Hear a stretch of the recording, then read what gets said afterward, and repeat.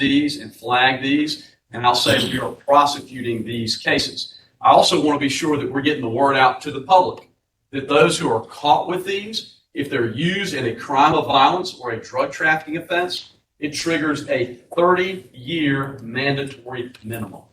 Very heavy federal penalty. That is a machine gun. And within about 10 seconds, you can drop it in the back of a Glock with an extended 50-round drum magazine and bleed out 50 rounds in a matter of seconds. This is screenshots from a social media video that was posted where an individual was bragging on social media that he had one of these Glock switches for sale, or probably multiple switches for sale. This shows you where you place the Glock switch into the back of the handgun, which converts it into an automatic weapon. Here's a short social media video of someone bragging and showing to the public what they have with their Glock switch.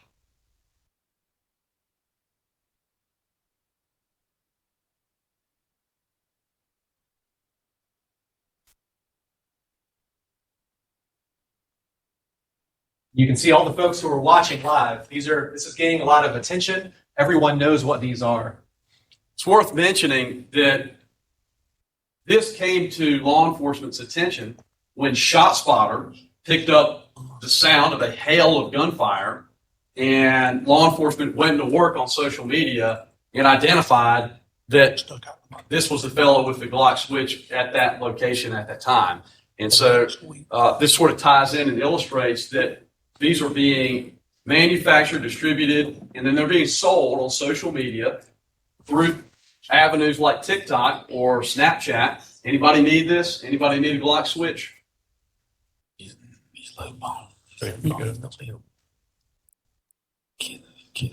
Okay, I think it has to be in presentation mode. You can skip that. Yep. All right, and here's a short clip of an ATF special agent doing a test fire of a handgun with a Glock switch in it. Let me know when you're ready. All right, I'm good. So you can see a single trigger pull, multiple rounds fired immediately.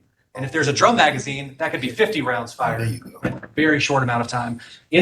Single shooting incidents are now deadlier because more rounds are being fired more rapidly. They're also fired more indiscriminately because if you got an extended magazine with an automatic weapon that you hold with one hand or even two hands, they're spraying all over the place. So they're never hitting the intended target. And you worry about the kid who's sleeping in his bedroom and the bullet flies through and kills him in his sleep, like we unfortunately saw in Rocky Mountain. Yeah. So we are teaching and training on ghost guns and Glock switches so everybody knows how to recognize these. I credit DPS in their partnership with ATF in pushing that training out statewide, which is the goal for the next year. All right, now for drug trafficking, what trends are we seeing? We are seeing cartels partnering with particularly these outlaw motorcycle gangs, but also supplying gangs. They're supplying them with addictive and deadly synthetic drugs. I don't have to tell all of you how difficult the synthetic drug problem has become. The cost of manufacturing these drugs is decreasing. The result means increasing profits for cartels and gangs, increasing overdoses of things like fentanyl and crystal methamphetamine. These cartels include groups like CJNG, the Cartel Jalisco Nueva Generación, and Sinaloa Cartel. These are the large organizations in Mexico that are creating the fentanyl and the crystal methamphetamine and then sending it into the United States for profit. This is a picture of rainbow fentanyl you may have heard about. It's stamped with the M30 symbol, which is what oxycodone is usually stamped with. But this is just pure fentanyl. There's no oxycodone in. You're all aware, I'm sure, of the trends in your own communities. Unfortunately, we are all seeing across the country and in our state a drastic increase in overdoses from synthetic opioids. You'll see that back in 2013, when I started in DOJ, this really wasn't an issue people were aware of. It wasn't a problem. But since then, it has really gone up increasingly. As you'll see on the right, there's a picture of real oxycodone tablets on the left and fake oxycodone tablets with pure fentanyl on the right. Now you notice this fentanyl line, but here's your meth line. And from what we see on the ground, meth is not far behind in the havoc that it is likely to impose over the next several years. This is just a quick chart showing which areas of the country have been hit the most by the fentanyl epidemic. After the West, which has been hit the hardest, you'll see that the South is second highest with a 64% increase just in the recent years. Crystal methamphetamine, again, I'm sure you're all aware of what this is. It's referred to as ice. It is an intensely strong stimulant drug. It is more addictive and has more harmful side effects than the type of methamphetamine we used to see in North Carolina, which was the kind people were making at home. It has increased the possibility of overdose if you take a strong batch. The long-term effects of this highly pure methamphetamine are also much, much worse than the impure meth we used to see. It can cause extreme weight loss, anxiety and depression, increased risk of stroke, very much increased risk of dependence. The addiction potential is much higher. There's also something that people are recognizing as ice psychosis. People are recognizing that highly pure crystal methamphetamine causes negative reactions in the brain that is much worse than impure methamphetamine. Paranoid delusions, hallucinations, bizarre, aggressive, and violent behavior. Communities that have seen increases in homelessness are often saying that crystal methamphetamine is highly connected to those increases in homelessness. It is very difficult to do rehab and to save people after they've become addicted to these drugs. Again, this is something being supplied by Mexican cartels. They're made with cheap and toxic chemicals. They're made in labs that can be quickly moved, so they're hard to find and to shut down. And there's now a massive economy of meth production being made in Mexico and shipped across the country in the United States. Now just a few case studies just to show you the types of cases we're doing in our office. United States versus Holder et al. This came to our office in early 2022. The FBI requested a federal wiretap on a violent drug trafficking organization in Raleigh. This was a partnership of FBI and WRAL-TV. This was a group that had not been stopped in years. They were violent, they had guns, they were committing shootings, and they were selling drugs. And their members were affiliated with various different blood sets. This became priority number one for the city of Raleigh in early 2022. Can you speak up just a little bit? Sure, I'm going to grab this microphone here. Maybe that'll help. So is this better? All right, thank you. Sorry about that. Thank you so much. FBI reached out to us in January of 2022. Our federal wiretap interceptions began 2 weeks later, February 16th. Immediately, we seized 6 kilograms of cocaine. This led to indictments of this organization. Well, first, federal search warrants were authorized and executed. We seized fentanyl, cocaine, 26 firearms, and $41,000. And then in June, 8 defendants were indicted in the Holder organization. The lead defendant, Akeem Holder, faces 360 months to life imprisonment plus 20 years mandatory for his gun counts. These are the types of charges and sentences we can get in federal court. We announced this as part of a larger initiative in the Raleigh area in which 27 total people were indicted. It's worth mentioning these cases are indicted and everyone is innocent until proven guilty. That is correct. We look forward to the opportunity to show in court. This is a case that has resolved through sentencing, though we can talk about this one in more detail. So the U.S. versus Divine organization, this is the Black Mob Gangsters group that was mentioned before. This was a case that I investigated and prosecuted with now U.S. Attorney Dina King, who's the U.S. Attorney in Charlotte. FBI and Raleigh PD gathered information regarding BMG, the Black Mob Gangsters, which was a Bloods-based organization operating primarily in Raleigh, but also across North Carolina. Their gang members had taken over a community in southeast Raleigh. It was essentially an occupied neighborhood that they controlled. They were connected to homicides, robberies on the street, assaults, drug trafficking, including multiple types of drugs, and witness tampering once they knew that the feds were looking into them. This is Demetrius Divine, aka Respect. He was the leader of the Black Mob Gangsters. He was formerly in the Gangster Killer Bloods, or GKB, and then he started the Black Mob Gangsters group. And he was also a high-ranking Bloods member for the Southeast. Even when he was incarcerated, when he was in jail or in state prison, he continued to run his gang and to give orders to his gang members. So even being in state jail or state prison didn't slow him down. So what investigation did we use? We used every possible federal tool we had. We used interviews of victims, community members, possible cooperators inside the gang. We did controlled purchases of drugs from the organization. We used electronic surveillance, including poll camera, video cameras, as well as recorded phone calls, including recorded jail calls when Demetrius Divine was using the jailhouse telephones to order his folks what they should do next. We got search warrants. We gathered every investigative report that Raleigh PD had gathered on every member of this organization for the past 10 years. And we documented every interaction with gang members that anyone in RPD had or FBI. We had a lot of challenges. There were many fearful witnesses. Bloods, and this group in particular, had their number one rule, which is you do not talk to law enforcement. If you do, you will be subject to violence, as much as possibly being murdered yourself. Also, community members who lived among these folks, they didn't want to talk to us either at first. They were worried about the retaliation they might face. We also had a lot of difficult decisions about who we could charge and what we could charge them with.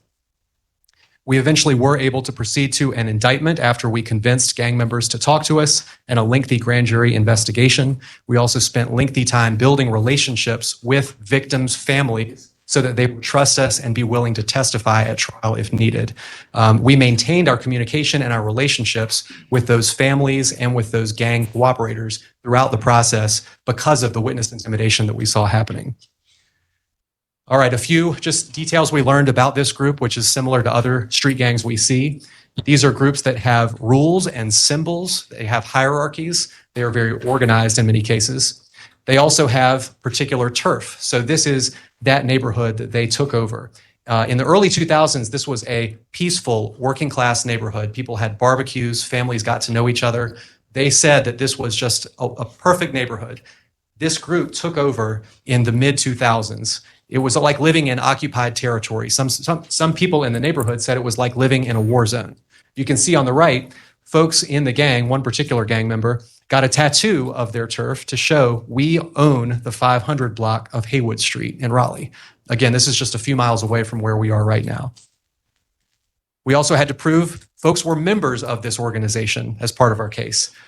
Well, one way that we were able to do that, they often would get tattoos of the particular organization they were a part of. Here, Black Mob Gangsters was tattooed on Demetrius Devine's body. We also used, like I said, poll cameras and secret recording devices to capture gang meetings and to hear what they were saying in those meetings. These are just a few still shots of gangs meeting in public parks.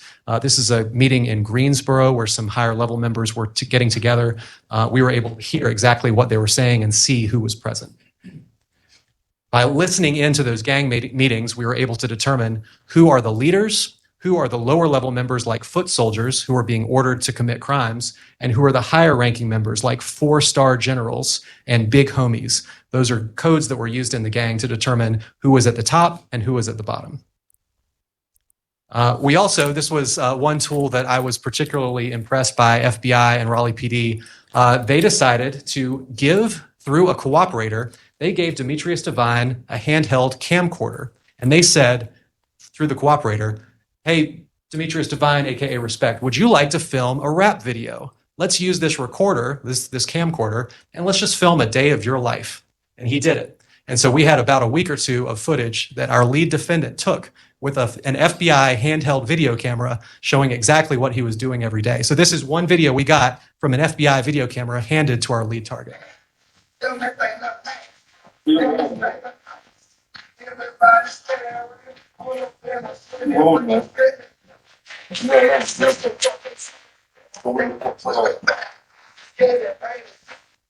So now we have him with a gun. And that's just one clip. There's a lot more I could show you from a day in the life of Demetrius Devine. But why did we really want to focus on this group? It's because this group committed homicides. This group committed the murder of these two young boys. The boy on the left is Adarius Fowler. He was 16 years old when he was gunned down by members of Black Mob Gangsters. Rodriguez Burrell is on the right. He was 18 years old when he was murdered on his own front porch on Haywood Street for selling small amounts of drugs in the turf of the Black Mob Gangsters. These were homicides that when we received them had not been able to be solved. The individuals had been charged in state court, but those cases had not been able to be resolved successfully. And so our main goal was trying to get justice for those victims' families. On the left, you see the area where Adarius Fowler was murdered. He was walking out of a convenience store in Raleigh. He wasn't even the intended target, but he was a member of a rival gang. And when BMG tried to kill a leader of the rival gang, Adarius Fowler was killed. On the right is the front porch on Haywood Street of Rodriguez Burrell, who was killed sitting next to his father as he sold drugs on Haywood Street because he refused to pay dues to the gang $10, $20 a month for selling drugs on their turf. He refused to pay it, and he was executed in cold blood next to his father. We indicted more than a dozen members of the gang. Most of them took guilty pleas, and you can see some of the sentences that they got. Many of them decided to cooperate with us. Demetrius Devine went to trial. He was convicted on all counts, including murder, and he was sentenced to 4 consecutive life sentences plus 240 months. He is now serving his life sentence, or 4 life sentences, at the Supermax Bureau of Prisons facility in Florence, Colorado. Brandon Mangum was one of his right-hand men. He went to trial as well. He was convicted on all counts, including murder, and sentenced to 3 consecutive life sentences plus 240 months. All of these sentences have been upheld by the appellate courts, and just wanted to highlight this one line from the appellate court in the Fourth Circuit in Richmond. Demetrius Devine and Brandon Mangum led a gang that sought to dominate the Haywood Street neighborhood and to impose its violent will on the people who dwelled there. Those who were not direct victims were left in fear and apprehension that they would soon become one. This collective malevolence led to a neighborhood where so many deserved so much better and where respect for the old and opportunities for the young existed no longer. That is why we do these cases. It is not because we're trying to get these guys in particular. It is because we are trying to make communities safer for all of the other folks who want to live their own lives. All right, this is an example of, this is the Pagans motorcycle gang case that happened in recent years, more recently than the Demetrius Devine case. Christopher Baker was a national leader of the Pagans Motorcycle Club. He is one of only 13 national leaders in the United States. So he is not just a leader of the gang, of the Pagans Motorcycle Club in North Carolina. He is a national leader of this violent organization. He supplied over 268 kilograms of crystal methamphetamine in the Raleigh area and in surrounding states. These are some of the images that we saw when we seized items from him and his organization. You can see crystal methamphetamine that he sold. You can see the symbols used by the Pagans Motorcycle Club, including swastikas up top in the middle. To infiltrate this organization, we used a federal wiretap. We were able to use that to indict 20 defendants, including 13 Pagans members and their suppliers. Christopher Baker went to trial and he was convicted of 17 counts, including machine gun counts, like U.S. Attorney Easley mentioned before, carrying 30-year mandatory minimums. Because of his convictions, he was sentenced to 75 years imprisonment. He's about 50 years old, so that is effectively a life sentence. And now a little bit about our broader strategy going forward. Do you want to take this slide? Sure. So over the course of the last year, we've rolled out our violent crime action plan in a number of locations. And one that we started with was with our partner, Robert Evans. And we saw a rash of gun violence in Rocky Mount, much of it related to gang beef. And getting around the table with Robert and with our sheriff of Nash County, who's back in the corner here, Sheriff Keith Stone, as well as Clee Atkinson, our sheriff in Edgecombe County, and our chief of police, Robert Hassel. We got together and said, we need to identify and get our arms around who are the most significant drivers of violence in this community. And we need a strategic and focused enforcement plan that can focus on those worst of the worst offenders that everyone in the community would recognize as the drivers of violence, and that would send a strong message that this community stands against gun violence. We stand for those who want to live and work and make a living and live their lives in peace without fear in their own communities. And so we did that through a lot of interagency coordination with those local partners, as well as with the ATF, the FBI, Homeland Security investigations. Everybody was around the table to figure out what levers could we pull to get at the worst of the worst offenders. It also required community engagement. ATF went door to door in neighborhoods that had experienced high volumes of violence, knocked on doors, built relationships, tried to see if we could glean any information. But at the very least, they knew that word would be out that the feds were here and that the violence needed to stop. And Robert, we got some pretty good results, didn't we? The shot spotter hits of shots fired went down almost immediately. The streets began to talk. Folks began to feel like they didn't know who could be next. If they were a gang member, there was a period of quiet and calm that quelled the violence almost immediately when it was evident that law enforcement was very focused on the violence. All right. Can I grab that? Of course, yeah. So this is the announcement we did with Robert Evans and our two sheriffs, and it resulted in a really significant impact in Rocky Mount. And we also rolled out that strategy in Raleigh, in Fayetteville, as well as in Wilmington. And so that also meant tuning up our law enforcement to think about how to assess this threat. So we hosted a training down in Wilmington. 300 local law enforcement officers from across the state arrived at that training. We talked all about gang trends, how to investigate these cases. We hosted a statewide conference focused on organized crime. We have trained everyone on RICO statutes and how we can use federal tools to get at organized crime in unique ways. And I mentioned our ghost gun training. We're also tapping all federal tools, including wiretaps, electronic surveillance, and advanced analytics to try to identify trends and crime gun intelligence to point at who the trigger pullers are that are ravaging so many with way too much gunfire. We're also reinvigorating programs like EKG, which is educating kids about guns. I credit DPS. I know you've been involved some in that partnership, and we're rolling that out into several areas where we'll go into the schools, talk about gangs, talk about guns, talk about refusal skills to help kids understand how they really can rely on their own values, their community values, their family values to stand up for what they know is right and resist this slide towards getting involved in gangs and gang violence. Challenges: police are facing a significant issues with attrition, and that's also true for our DAs. It used to be you'd get 100 resumes when you posted a vacancy at a DA's office in Eastern North Carolina. Now you'd be lucky if you maybe get 5 or 10. And so we've got to really invest in having a fully staffed, fully trained, and fully capable police force. That doesn't just mean cops on the street. It means having an appropriate supervisory structure to ensure that they're conducting themselves in a way that comports with our values.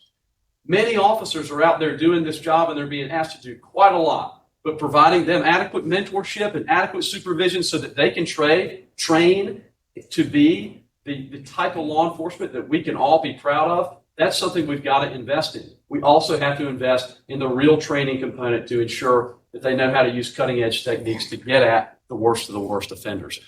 So a few core gang violence principles I want to leave you with. And this may be one of the more important slides of the deck that I want everybody to take with them.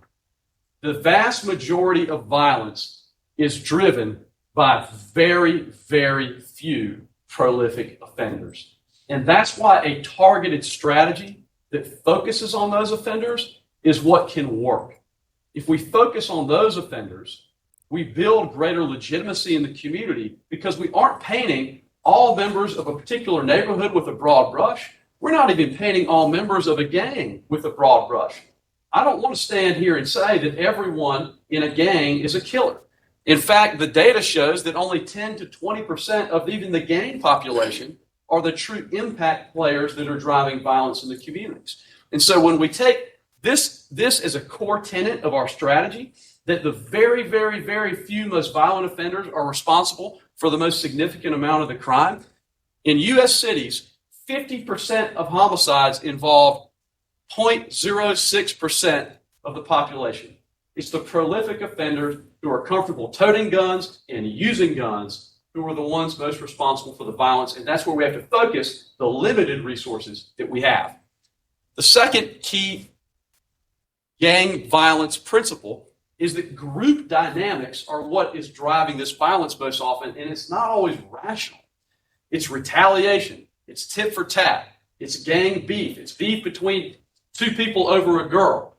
It's not necessarily always a gang war, but if gang members have a culture of carrying guns, and if kids are being asked to hold guns and be holsters for older felons, then when somebody offends them, or they get into some kind of beef, they're more likely to use the gun that they've been asked to carry, and it could be a juvenile.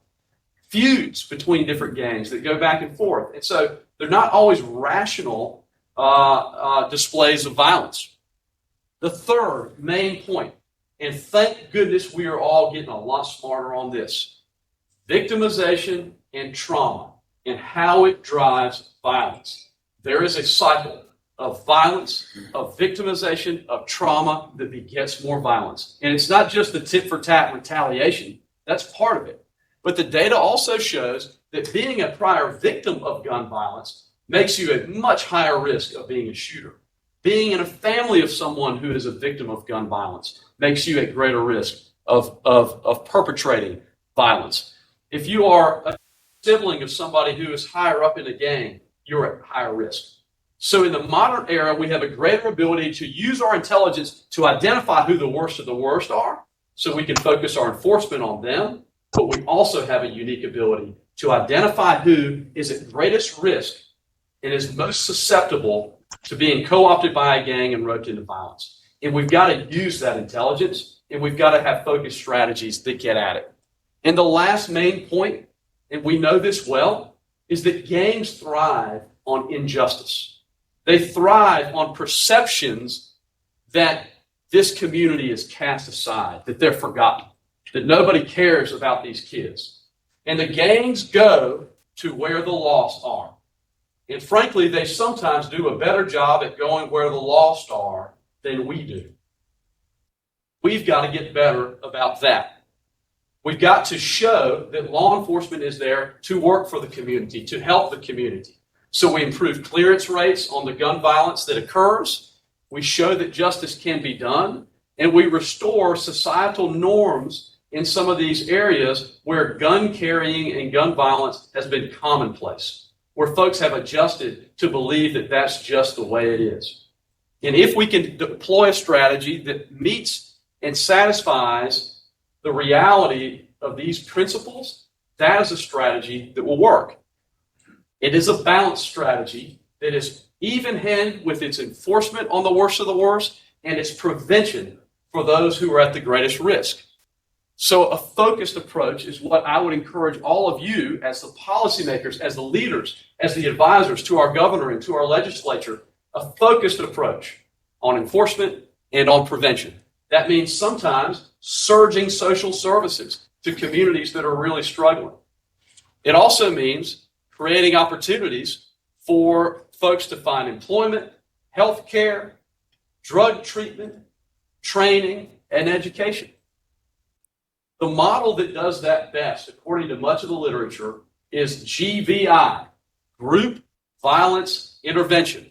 It's also known as a call-in model. Our chief from Jacksonville is here. They've been pioneers of this call-in model. Our friends in Fayetteville were pioneers of a call-in model. And many in the Middle District of North Carolina, particularly High Point, sometimes it's called the High Point model, is a very good model for doing that very balanced approach of enforcement, but also prevention. Well, here's the way it works. You sit down around the table with probation and parole. They already have systems to score out who the most violent potential recidivists are in a community. You identify a list of those who are the most significantly at risk to recidivate and to drive violence, and you call them in, and they receive a message that they're felons. They will face significant guideline sentences if they reoffend. They could be habitual offenders, or if a prosecutor from my office is in the room, they can be informed that the next time they're caught engaging in violence, they'll go federal, and they'll face serious federal time, and there is no parole in a federal court. At the same time, behind door number 2, we are there with members of the community who are there sincerely offering support and opportunity for our people. We have those resources. A lot of times it's in our county health and human services departments. We could have mothers who have suffered gun violence to talk to these folks and look them in the eye. We can have faith leaders, pastors, members of our community that do moral engagement and explain to them the problems that they are imposing on their community and the harm they're inflicting on their own younger brothers and younger sisters. And we have to do a sincere offer of help, that if you put down your guns and you stop engaging in violence, that we absolutely will work with you to get you the resources you need to find a better life.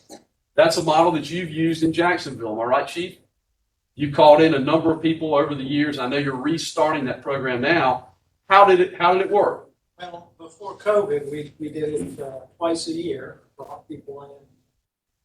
Those folks did not reoffend. And I want to thank you for all the support. I mean, the call-in sessions have been great, but also the support for those cases that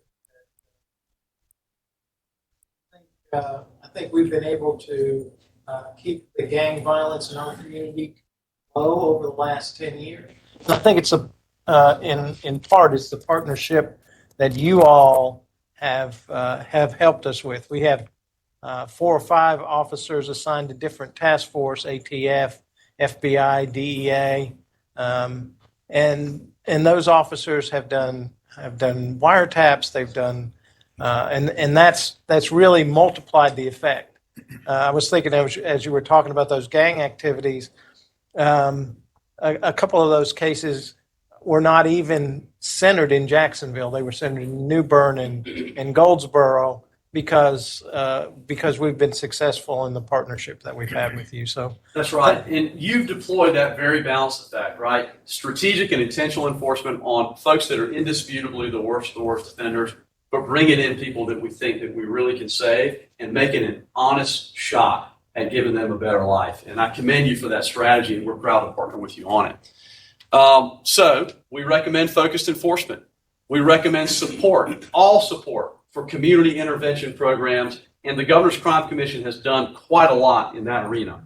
This group violence intervention strategy, that's one strategy. There's also community violence interruption and intervention. I know there's been a lot of support for those as well, but anything we can do to have real engagement with the community to show that we're here to support them is a big benefit. And finally, we take special assistant U.S. attorneys, or SASAs. I see Matt Scott, our district attorney for Robinson County. Matt was a SASA in our office. That is a state assistant DA who is cross-sworn as a federal prosecutor.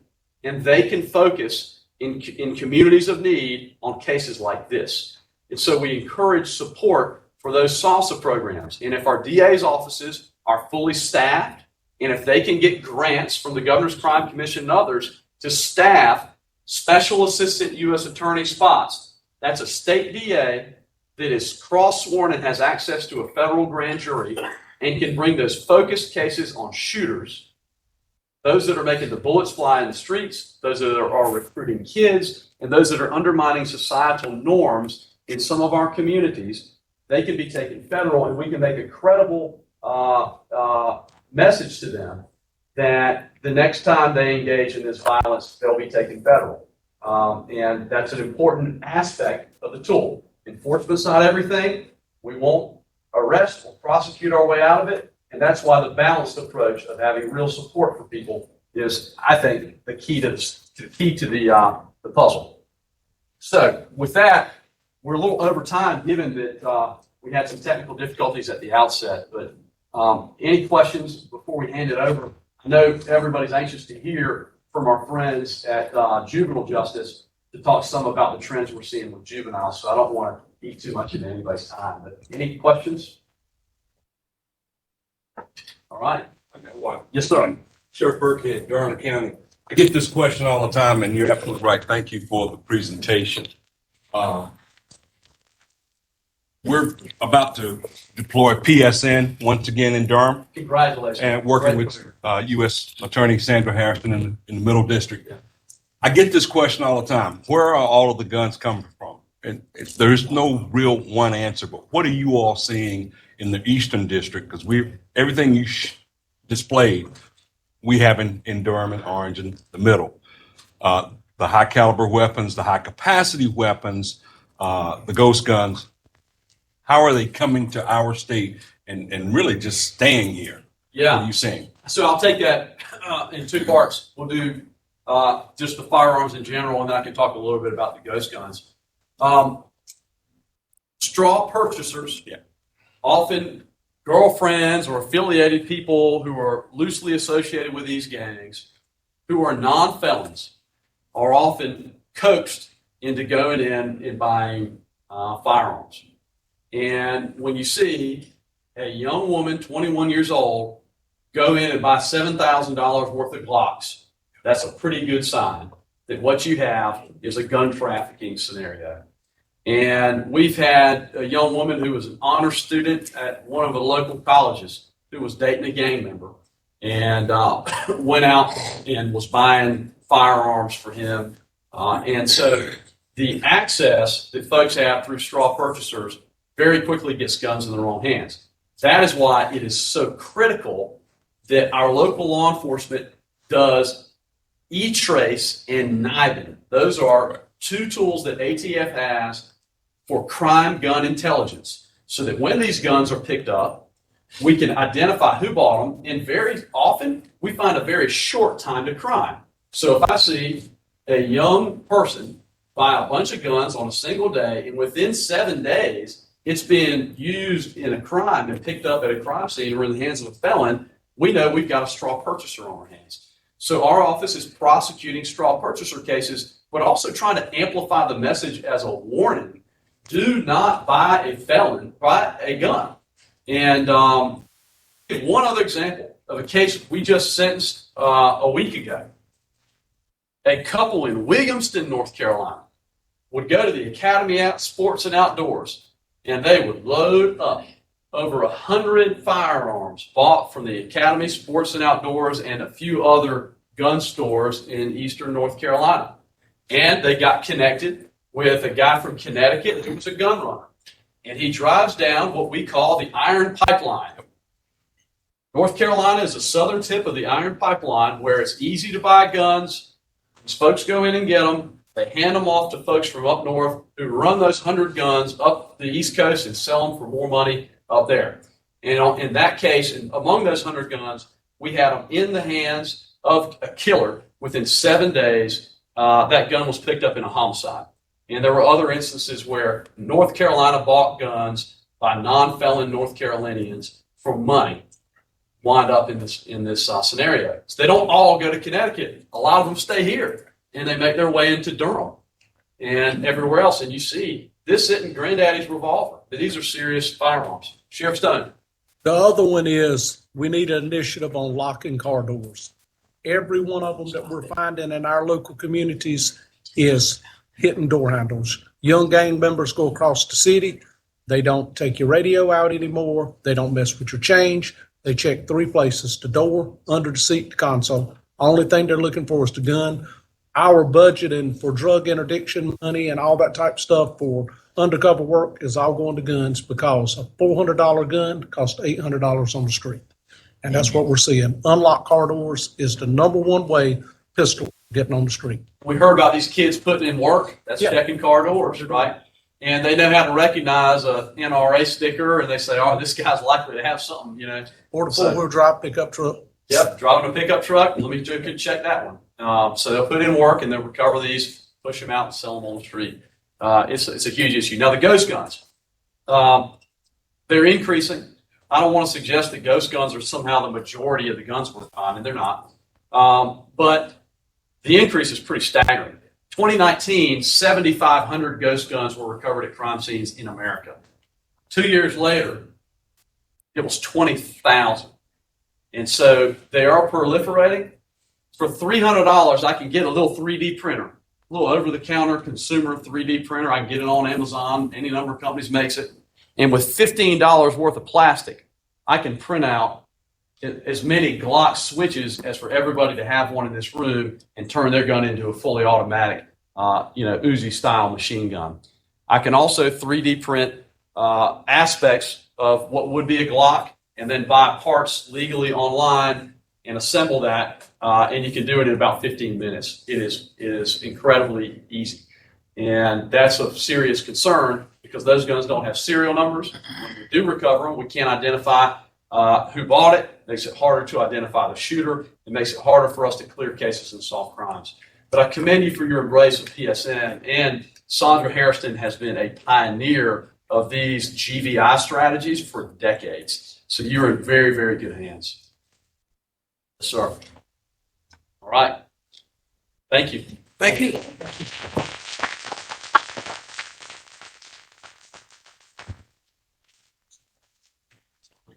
Because you have to stop. Sheriff. Sheriff. Yes. Before we move on, I got Yes. a quick question for the presenter. Yes, sir. Go ahead.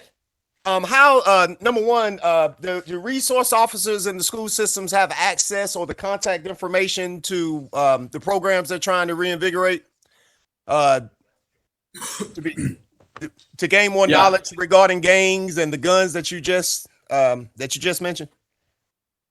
The Center for Safe Schools, I know, is rolling out our EKG, Educating Kids on Guns framework in a couple of kind of pilot locations. So I know there's been a lot of focus there. Rocky Mount is one of them. But one of the problems that I know our local law enforcement is having right now is with the attrition rate. I mean, this job is way more violent and way more hard than it has been in a long, long time. And in order to retain really good officers, it's a huge challenge. And so a lot of folks that would be assigned to working in the schools and helping to build relationships with some of these kids, they get pulled off to go run patrol. And it's true for our federal task forces as well, right? So we focus, I credit our chief in Jacksonville for having task force officers he's assigned to work with DEA and FBI and ATF that can focus on the big ticket violent gangs. But when our law enforcement faces significant attrition, you run the risk of those folks also being pulled back to do very basic patrol. And so it's also true for the gang units within these organizations, for the supervision that you need to run an appropriate gang unit. It gets harder to do our jobs when we can't retain people. And so I think having really fully staffed, fully trained, fully informed law enforcement that has the supervision and the training necessary to work consistent with our values as a community is absolutely paramount. And that certainly applies for school resource officers. Okay. All right. Thank you. Thank you. All right, thank you. Thank you, gentlemen. Appreciate the presentation. Thank you very much. Thank you. Chairman.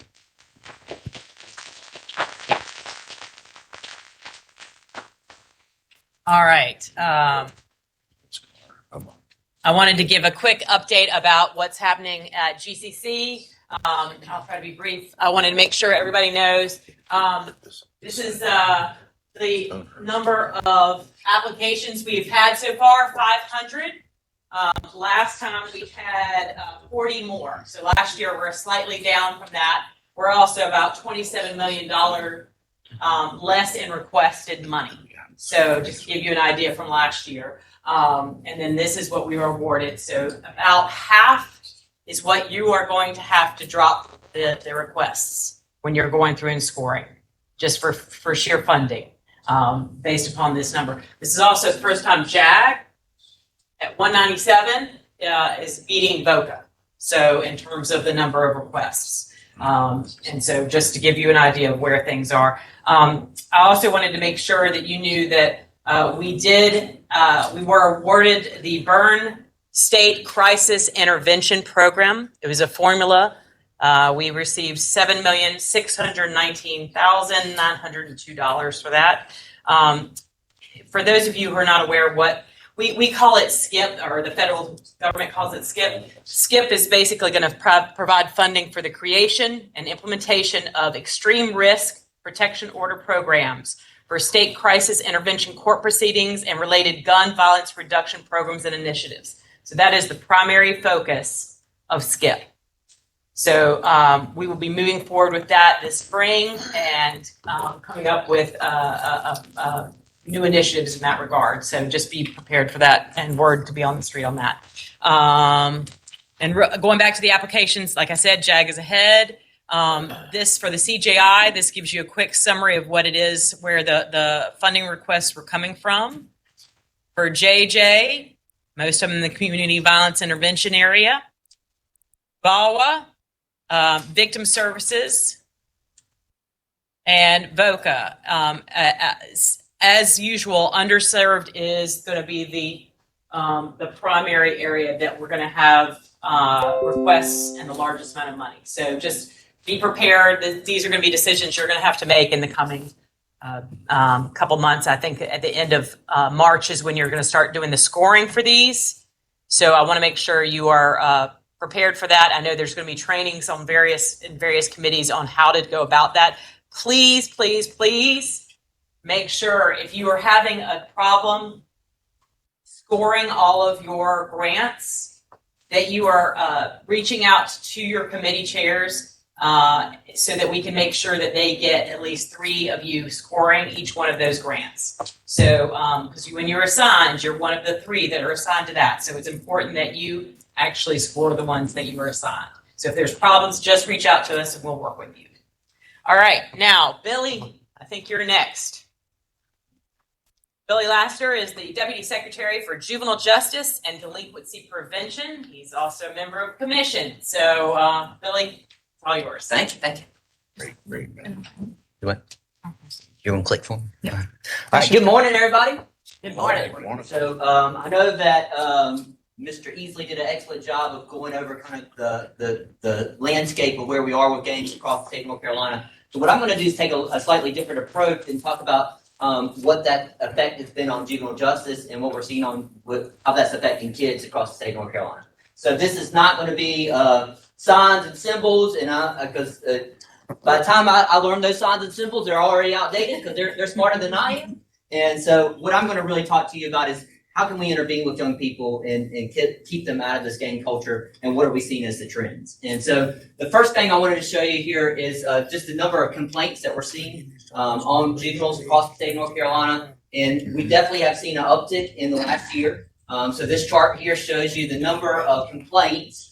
Complaints would be like adult arrests. So in the juvenile system, we call those complaints. And so you can see there was a significant increase from 29,000 up to 35,000 in the last year of complaints coming into the system. And the green line down there shows you how many actual kids that was related to. And so you can see that we saw a significant uptick in the number of kids also coming into the system. Now, some of this obviously is related to raise the age. With 16 and 17-year-olds being in the system now, obviously there are going to be more juveniles. There's more people to pull from, so the population's bigger. So you may ask, well, that went into effect in 2019, and December 1st of 2019. Why didn't we see that immediate jump in this in the number of kids coming into the system? One word: COVID. COVID was definitely a deterring factor in the number of kids coming into the system in the first 2 years of Raise the Age. We saw changes in practices in a number of areas in the judicial system, in law enforcement, in the way that people wanted to interact with other people. And the biggest driver for juvenile justice is the number one place that kids get in trouble is school. And so when kids weren't in school, obviously the number of complaints coming into the system also dropped. And so that was why we didn't see that immediate jump in these incidents. But what we know now is that last year is probably the first year of what this is really going to look like now that Raise the Age is in effect for juvenile justice across the state of North Carolina, and COVID's no longer a factor. So this shows you the violent crime trends and what we're looking at as far as the types of crimes that are coming into the system. And so what we saw, the violent crime rate there has jumped from 4% of juvenile complaints coming into the system to now being about 7% of the incidents coming into the juvenile justice system. So if you're thinking that the incidents that kids are committing across the state seem to be more violent, you would be correct. That has almost doubled as a percentage of the incidents that are coming into the system. And so some of that during COVID was obviously law enforcement with some discretion not to enforce some of those lower level offenses. And some of the lower level offenses that kids typically got in trouble for in the past in schools, they weren't there to get in trouble for. But overall, we think that is the trend that's going forward, is that there's more violent crime that's going on with this population than there was in the past. And so I just wanted to show you that because that leads into this conversation about what we're talking about with gangs. So this shows you the actual violent offenses that are being committed. And so the red line up there is the Raise the Age population, total violent offenses, and then distinct juveniles that are coming into the system. So we've seen an increase in the number of incidents that these kids are committing, but also the number of kids that are committing violent offenses overall. And so this breaks it down by year and compares the two populations: the Raise the Age population with Raise the Age population versus the the non-raised age population and the statewide violent trends. And basically what I wanted to show you here is that over the last 2 years, we have seen a large increase, but it's been across the board, actually. Younger kids are also committing more violent offenses than what we've seen in the past, which is a concerning factor that we're looking at and trying to figure out what's causing that to occur. And so this is consistent among those 3 different age groups, that we're seeing that there's an uptick in those violent crimes among both younger kids and older kids. And so that is concerning. My theory is that COVID shut down all the support structures for kids. It shut down schools, it shut down churches, it shut down nonprofits, and a lot of these kids went for year and a half, 2 years with not getting the support structures that they needed. They weren't getting the referrals that they needed. They weren't being noticed for abuse and neglect in their communities. And when those kids started to come back into our schools, all of a sudden we noticed all kinds of problems were going on with these young people that had not been diagnosed and not been served for the last 2 years. I always say, if you wanted to see whether the social safety net matters in a community, COVID is a great example of why it does absolutely matter. And these numbers are very flat out. So when we look at the distinct number of juveniles that are involved in gangs, this actually shows you. So we do a gang assessment with any kid that comes in that's over the age of 12 into the juvenile justice system. So this shows you the distinct breakdown of what percentage of those kids are actually gang involved versus just normal juvenile complaints. And what I want to emphasize here is that you can see the percentage on top and then the raw numbers down below. So the raw number has been growing, but the raw number of juveniles has been growing because we've got a larger population in the juvenile justice system to begin with. But it's still only 8 to 9% of the total population in the juvenile justice system that are gang involved. And the reason why I want to point that out is it's probably not as large as most people think. Now, what's driving that? Why most people would perceive that more kids are gang involved that are in the juvenile justice system than really are. And so what's the dynamic that's causing that perception to be driven into our minds? One is that maybe we're underreporting. Maybe we're not getting all the information that we need to make a case that this kid is gang involved. Maybe we don't really know if they're gang involved, because a lot of these assessments are done when they first come into the system, and maybe law enforcement doesn't know, the family doesn't know that the kid's gang involved. But we redo the assessments over time, and sometimes those kids start to show up as being gang involved later in the system. But overall, it is not the #1 driving factor for kids entering the juvenile justice system right now is gang involvement. But we have seen an uptick, and if you look at the raw numbers, especially, that you're going from like 970 to about 1,300 kids last year that were gang involved in the system. So how do we do that? We do a gang assessment with those kids. And I know we're getting ready to have a presentation on Gangnet.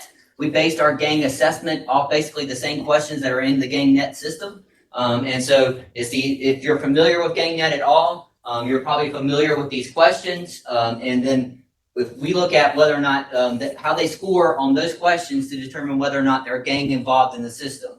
So a score of 3 or more gets them to be considered to be gang involved in the juvenile justice system. Now, I will tell you that there's the other part that was in Raise the Age that affects this is that there was a enhancement to the disposition that a child could get if the crime that they committed was a gang-related crime. And so there are cases where obviously information is being held back, I think, in a lot of cases about what's going on with that child because they don't want that enhancement to happen to them, right? And so a lot of times their lawyers are telling them, and rightfully so, that, hey, you probably don't want to admit that off the top of right up front because that's going to cause you to get an enhancement in court. And the problem with that is that we drive services based off of if they are gang involved. We have gang related programs to get those kids out of gangs. And if we don't know that they're gang involved, then it's hard for us to provide the appropriate service for that child. And so we do use the gang assessment to determine that. That is not necessarily the tool that's used to actually determine whether the enhancement is going to be given in court. And I'll show you next slide. So as far as the gang suppression, this is what I'm talking about. That law went into effect in December of 2019. only 4 kids have been tried with the gang enhancement. So we got the gang enhancement for that disposition, but it's not often used in court. But often it is driving not getting the right services to kids. And so we got to really make sure, are we using the right tools when we're trying to figure out what's going on with this young person.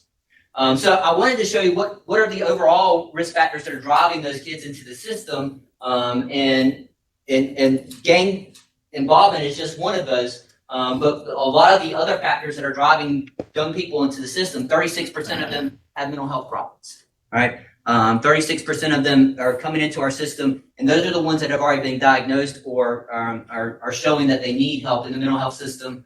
8% are having physical abuse at home. 7% are been sexually abused themselves, have sexual abuse history. Of the young females that I have currently in our youth development centers, 100% of them have been sexually abused in their own home or in their community before they came to me. All right, 100%.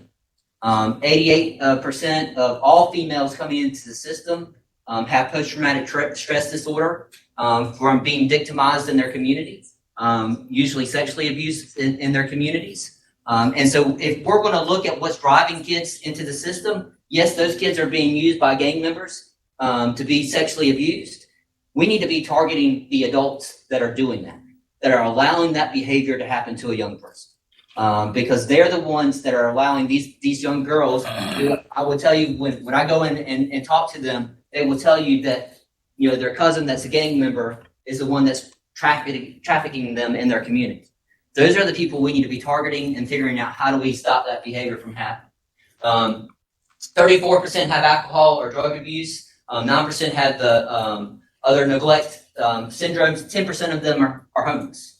Don't have a home to be in. These are young kids that obviously the reasons why they're being driven into the juvenile justice system. Next slide. Same thing with the risk and needs. I mean, with the needs that we're seeing for these young people, I won't go for each one of these, but you can see that there are a lot of factors that are driving young people into the system. But I think the really interesting one is that bottom one down there. I think Mike just talked about how a lot of these young people believe that violence is necessary because of the injustice that's occurring in their communities.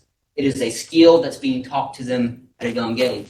34% of them think that it's okay to be violent and that violence needs to be used as a means in their community. And so that's obviously one of the things that those gang members are teaching those young people in the community is this place has been forgotten. If you want something in life, you're going to have to take it, and you're going to have to use physical means to do that. So the firearm issue is the biggest issue that we're seeing as far as gang related issues with our young people. I went to our youth development center in Lenore County, which we've had to turn half of it into a detention center because we have so many kids right now in detention. So the law states that even a young person that's been transferred to adult court stays in a juvenile detention center. So at that facility, there were 12 kids on the unit that I was on. All 12 of them were in there for firearm offenses and have been transferred to adult court. And every single one of them told me, as I went around, I didn't think I would be here. The gang member told me that asked me to hold the gun for, or that I shot at somebody because the gang member told me I wouldn't get in trouble because I'm under the age of 18. Now, I was a firm supporter of raise the age and still am. All right. But the gang members are educating our kids about what raise the age is, and they're not listening to us. All right. We've got to educate our young people that just because you're 16 or 17, if you commit an A through E felony, you still are going to adult court. Every kid on that unit was transferred to adult court, all of them for firearm related charges, and people in their communities told them they wouldn't get in trouble. And all of them were shocked that they were sitting in that facility, many of them for 6, 7, 8, 9 months, just waiting on their adult trial. All right. And so these firearm related charges that we're seeing, the Sheriff Stone was saying it earlier. The biggest thing that we're seeing is that young people are stealing guns for gangs. They're stealing them from cars, and those guns are not being locked up in homes. And these young people are going out and stealing those weapons for the gang members, and because they're seeing $800 sitting on the front seat of the car. And that is easy work to put in for that gang. And you can see the numbers that we're talking about here as far as the firearm-related complaints that are coming into the system. It used to make up a very small percentage of the juvenile complaints, 4%. Last year, you can see that has jumped to over 14% of all juvenile complaints coming into the system are now firearm-related charges. And a lot of that's been driven by young people being used to be the people that steal those guns to give to the gangs to sell.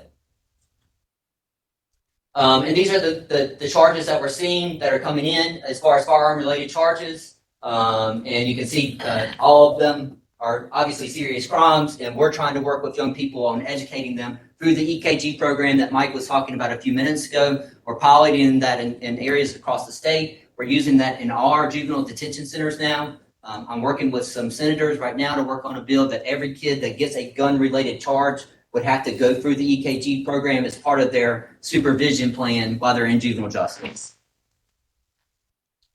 And so as far as the firearm-related complaints that are coming in, these are both, we're seeing that for the younger population and the older population, but the vast majority are with those 16 and 17-year-olds that are coming into the system. And we've seen that those offenses have increased by 19% over the last year as far as firearm-related charges across the state. And so this breaks it down by the number of the raised the age population versus the non-raised the age population. And like I said, obviously that older population is where we're seeing the most of them. And as far as school-based related offenses, we've seen a lot of press recently about guns coming to school. And so what we've seen here is that only about 2.4% of all firearm-related offenses have anything to do with a school. Most of these juveniles are possessing these firearms in the community. The question is, if they have them in the community, there's a higher likelihood that they're probably coming on campus, and we're not catching those that are coming on campus. And so that 2.4% of all firearm offenses are related to a school-based offense. And this shows you the different types of offenses that we're talking about, and which ones are the highest ones. That carrying and possession of the firearm is the highest one. And the reason why I'm spending a lot of time on this is, again, the gang culture in the state of North Carolina right now, as far as what we're seeing as far as juveniles, if you look at the kids that are in our detention centers today, is those kids that have been asked by a gang to go out and steal weapons, or to possess those weapons for them because they're not allowed to possess them anymore. And so they often ride along in the car with that gang member so that the gang member doesn't get charged with the possession, but the kid is getting charged with the possession, or at least that's what they're being told. And so thinking through how do we educate those young people about that, and that's why we're trying to use that EKG program to help them. And we've added the gang component to that EKG program. The other big thing that we're doing is we're doing a safe storage campaign across the state of North Carolina. I know I've talked to several of the sheriffs in here about this campaign that we're working on, and we're working with going to work with the Police Chiefs Association on this. But it's a comprehensive statewide awareness campaign that we're going to do across the state of North Carolina. It's going to be for firearm owners. All right. The population that we're trying to reach with this campaign is not the person that doesn't own a gun, because they're not we don't have to worry about it if they don't lock up their gun, because they don't have one. Right. We want to talk to the person that owns a firearm and about why it's important to lock up that gun or not to leave it in your car so that a young person can steal it. And so it's going to be targeted towards those firearm owners. We just awarded the contract to a company called Rheingold to help us put together the public service announcements about this. They did the whole campaign in Virginia on opioids and how to lock up medicines in Virginia. They got a great track record that we're going to work with. We're going to build a website that's going to do help name the campaign. It's going to have PSAs, public service announcements. We're going to use bus wraps. We're going to use social media. We're going to use, they have a relationship with iHeartRadio, so they're going to be radio ads that are going to be targeted towards certain populations to really try to talk to them about the importance of safe storage in their communities. And so these are the major goals that we're trying to work on through the campaign.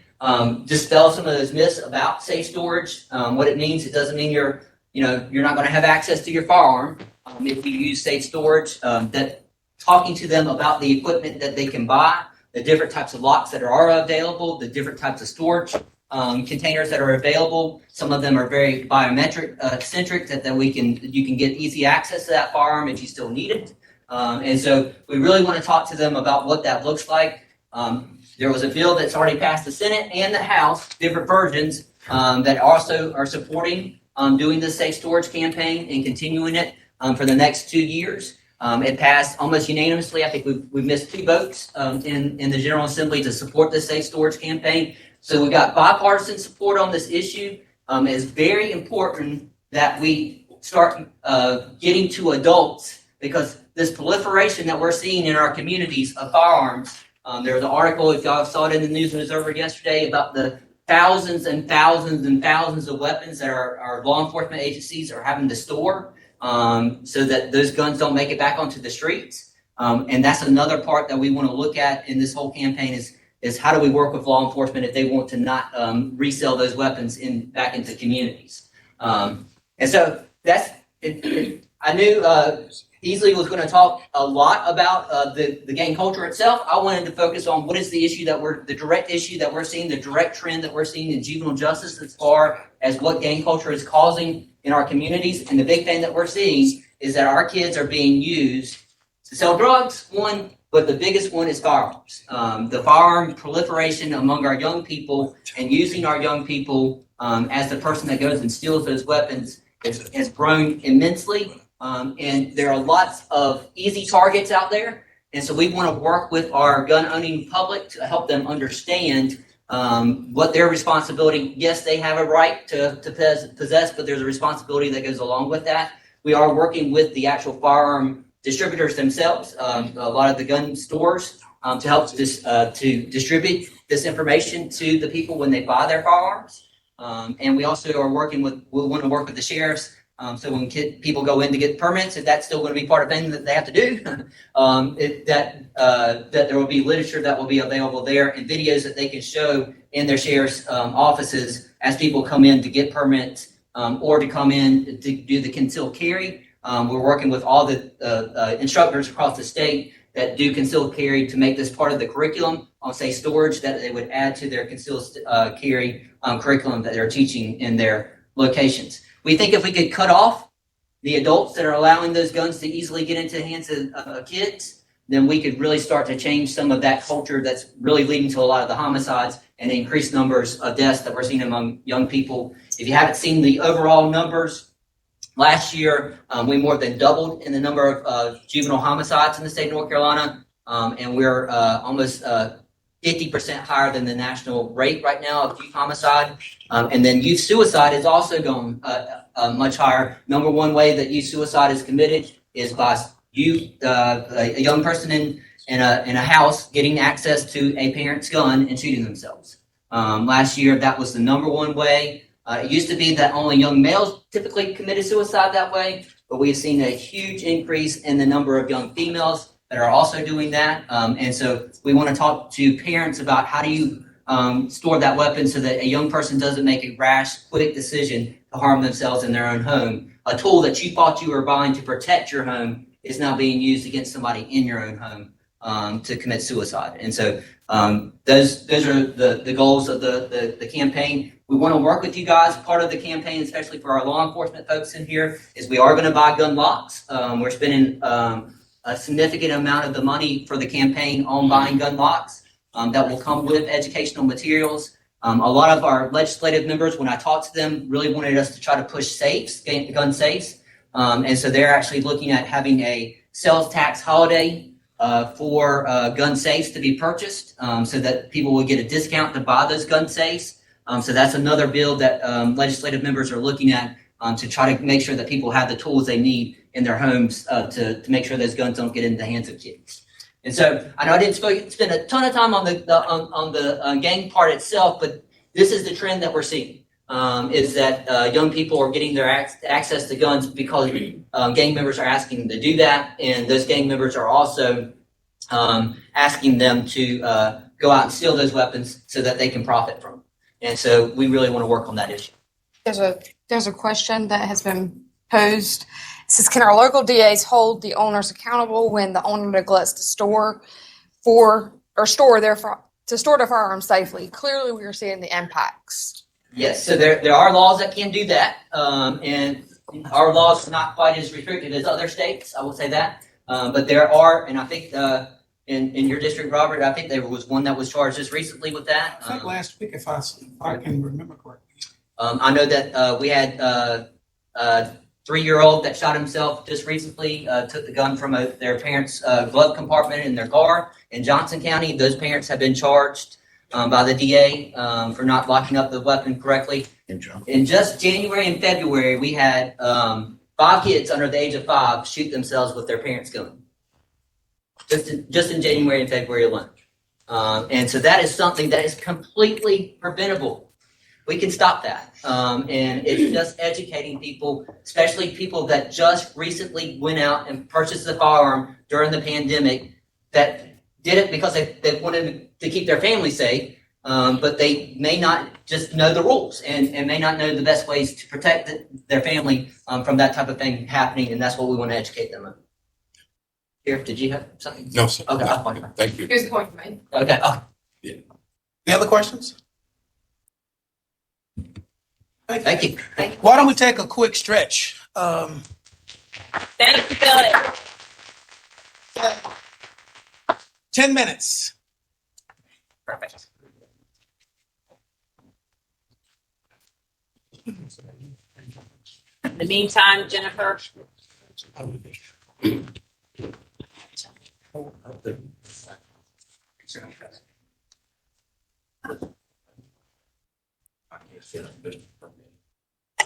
You're gonna write that down. Yeah. Who did you talk about? Chelsea. Okay. Thanks. Bob, you moving back to Charlotte when you retire? No, I bought a place in Polk County, and so up in the as I mentioned, I'm in East Tennessee, so we're about 2.5 hours from Knoxville. Her voice, but I.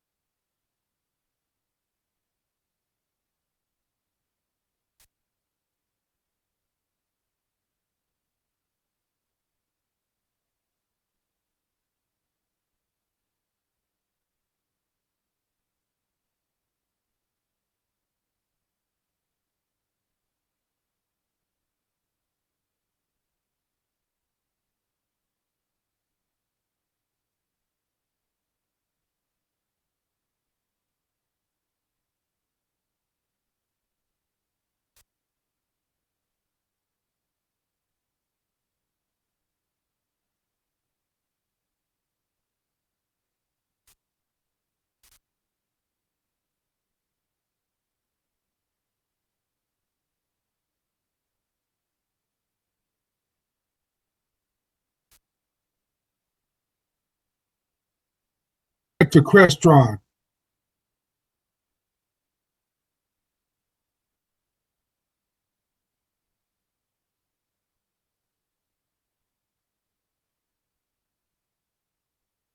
It's going through the Crestron system.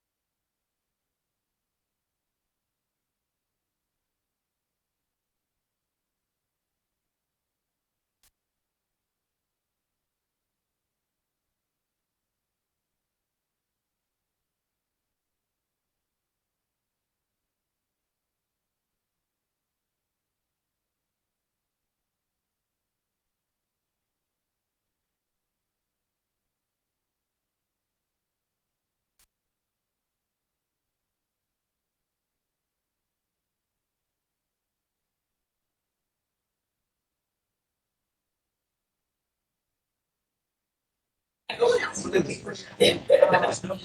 it going so we stay on time. Everybody will make their way to their seat. Yeah.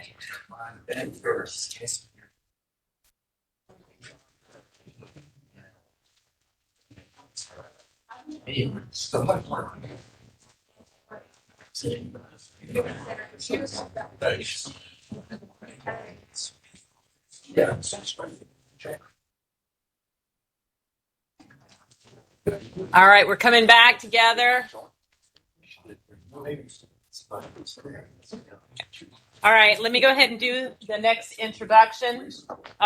We have Jennifer Harmon. She is the Gangnet administrator with the Special Operations and Intelligence Unit. And Jennifer, I'm going to let you go ahead and take it away. We've got your PowerPoint. Somebody online, tell me that you can hear us.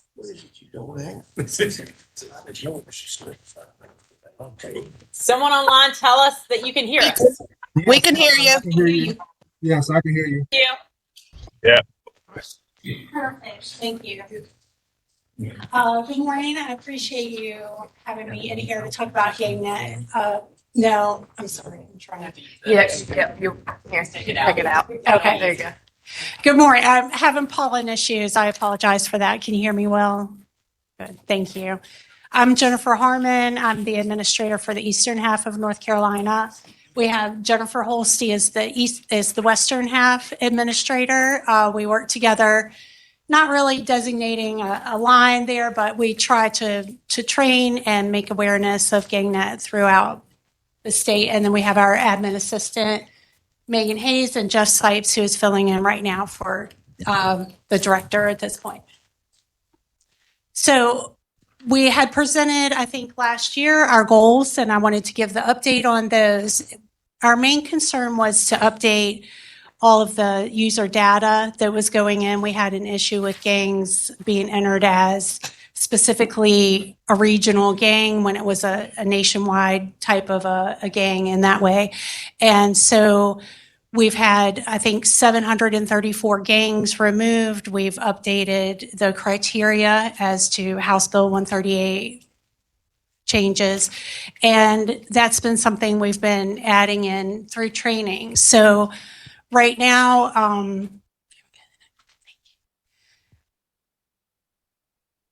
with our policy that we've been taking from DCC, SOIU, Special Operations Intelligence Unit, is now under DAC, the Department of Adult Corrections.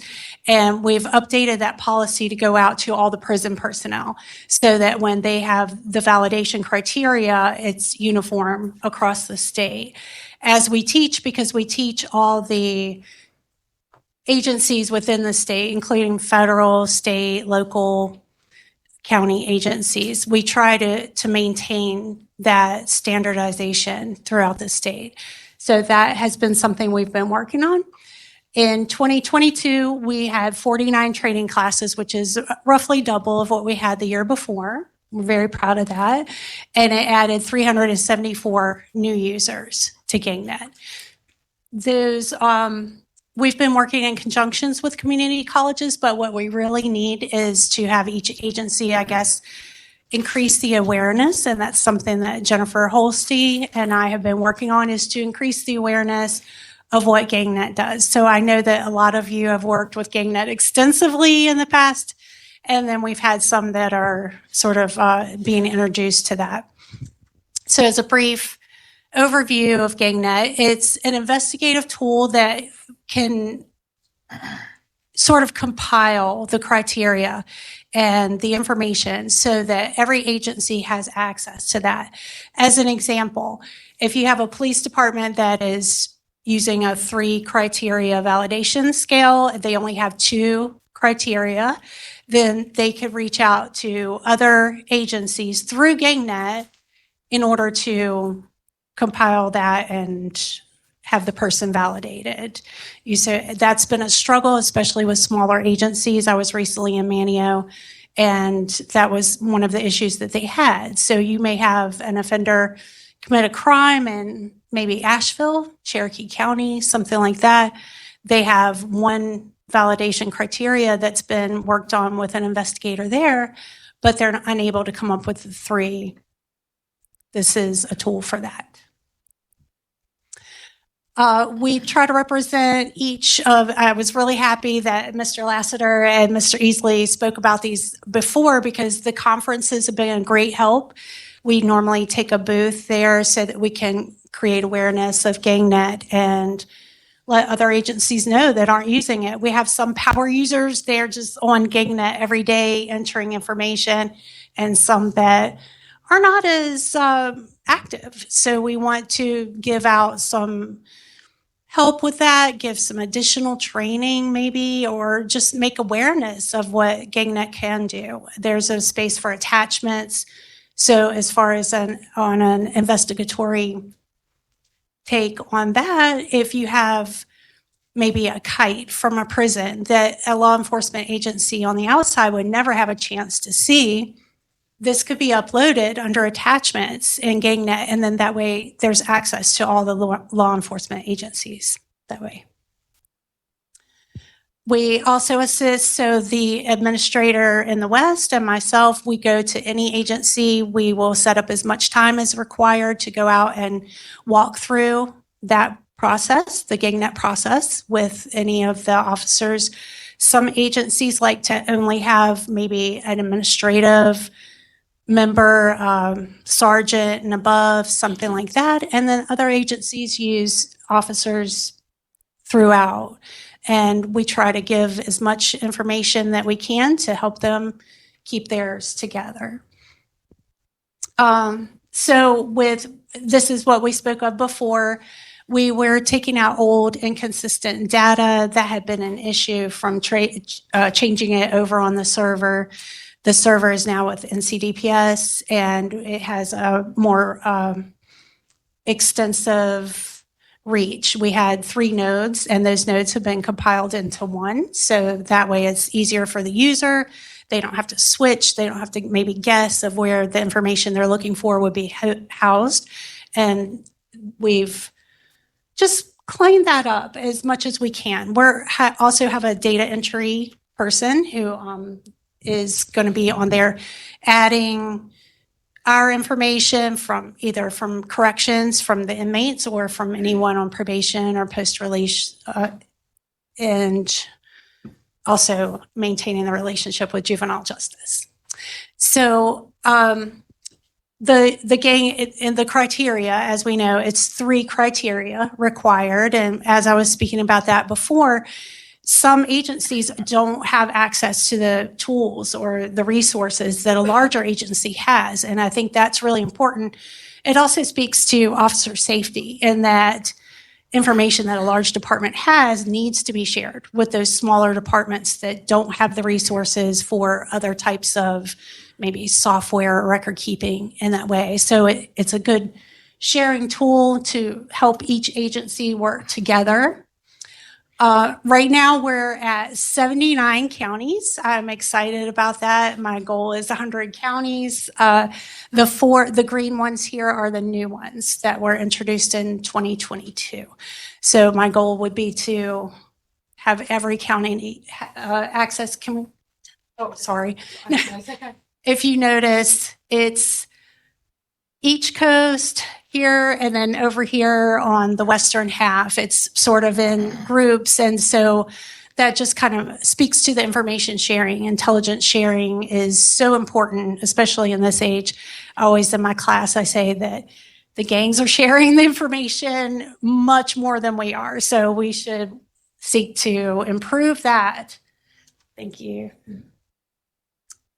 So we, like I said, we want to speak with the community colleges and develop partnerships with them so that we can maybe hold quarterly classes that allow people from outer reaches to come in. And also it's a good opportunity to network with the larger departments.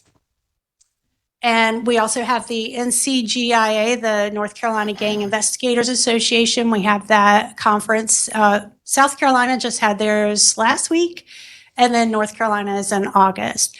So we encourage everyone to come see that. And that's when we can sort of make awareness to some of the agencies that aren't exposed to what we have on a basis. We've developed our email list, things like that, but we just ask word of mouth mostly as we work together on investigations that we can sort of offer our services. It's free to the agency. I always get concerns during the classes of how much is it going to cost and how much resources is this going to take from the department. And they're very grateful to find out that that's something to connect them with larger agencies free of charge. So I left a lot of time. I knew that we were running a little bit behind, but I left a lot of time for questions because I hope to open a dialogue that anyone not familiar with Gangnet, that I can answer anything about that or how I can help get the training. It's free for them. I'll come to them. I also help with validation, being from DCC, Community Corrections, then that way we have access to other tools that we can use in conjunction with Gangnet. But I think the big key of it when I speak to the classes is to network. The purpose is to network to get that information that you wouldn't normally be exposed to. So, any questions? Questions online? No, I don't see any. All right. Thank you. You did great. Thank you. Wonderful. I know what I mean. There we go. Right, no, that's wonderful. And we will pass along your contact information because I know a lot of what comes up later, if you're like me, that 15 minutes after the time when you could ask a question, your question comes in. Yeah. You know, it's called getting old. And so we'll pass your information. So anybody who has additional questions or wants to make a connection, we'll have her contact information moving forward. Thank you, Jennifer. I appreciate that. You ready for the last? Yep. Okay. All right. The next, we have the Criminal Justice Analysis Center that is located within GCC. They are going to give an update. There is a lot happening in that arena, so you're probably going to see this troop of folks often because every month they seem to have a new angle and new analysis information that might be helpful for folks. We have Michelle Beck, who is the director, Blake Sykes, a research associate, and Christina Scarano, a policy analyst. So I'm going to let y'all take over and give an update about the work. Okay. Yeah, make sure. Sorry. What do you mean you're turning the do you want me to lower? We were in here yesterday afternoon and the monitor was up a bit. I was like, well, this isn't going to work for me. Hello, I am Michelle Beck. I'm the director of the Criminal Justice Analysis Center, and we're excited to have a lot to talk to you about today. In your packet, in the back of the folder, you'll have 3 different publications. One is a little longer. It's called our Justice Analysis Review. We call it the JAR. Especially when it's done, because then it's in the jar. And then, so there's one on there, the title of it is Identifying Domestic Violence in North Carolina. And there's also sort of a companion piece to that, which is the publication that looks like this with the blue and purple. And that'll give some specifics on domestic violence for 2021 in North Carolina. And finally, there's a blue and green one on firearm.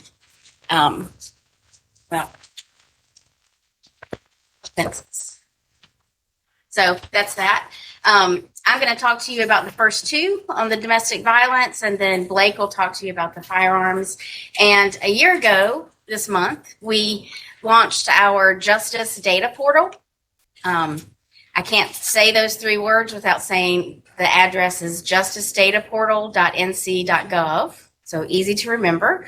And Christina's going to give us an update on the traffic data that we've added to that recently. So the longer piece that you have in there is a little different than some of our other publications that we've done. This looks at the sort of methodology of the work that we do. So how do we define the data to be able to give us answers? So we analyzed 3 years of the National Incident-Based Reporting System data, NIBRS, and we identified cases of partner and family violence. This sets a framework for measuring the prevalence of domestic violence in our state moving forward. So what did we do? There are 2 different data elements in the NIBRS data that you can use to identify domestic violence cases. First one is the circumstance for domestic violence, but that's only available for cases of aggravated assault or homicide. So then the second one, so that's a circumstance that the officer, when they complete the report, selects. There are 10 different circumstances, domestic violence being one of them, assault on a law enforcement, drug dealing, and also, since the topic of earlier today, there's 2 gang categories, one for organized gangs and one for juvenile gangs. So that's one way. So if you're looking at the domestic violence circumstance, you're going to get cases of aggravated assault or homicide. The other way is to look at the relationship between the victim and the offender. So that can be noted on any of the crimes in the crime reports submitted to NIBRS, any property or crimes against a person. And it is a mandatory field as well. We just had a discussion the other day about fields being mandatory and not, but so I just want to make that note. So the things that we considered when we were doing this analysis, and quite frankly, the reason we did the analysis is because there's somewhat contradicting instructions for the 2 different data elements that I've mentioned. So as I mentioned before, the circumstance can only identify aggravated assault and homicide cases. But looking at the definition that NIBRS provides of what domestic violence is, it states the use, attempted use, or threatened use of physical force or use of coercion or intimidation or committing a crime against property. So even with when they define what domestic violence is, by using the circumstance, it doesn't incorporate everything. So hence the reason to look at the relationships between the victim and the offender. Some other things that are important to consider when we're looking at this, doing the analysis, is that not all agencies submit data to NIBRS.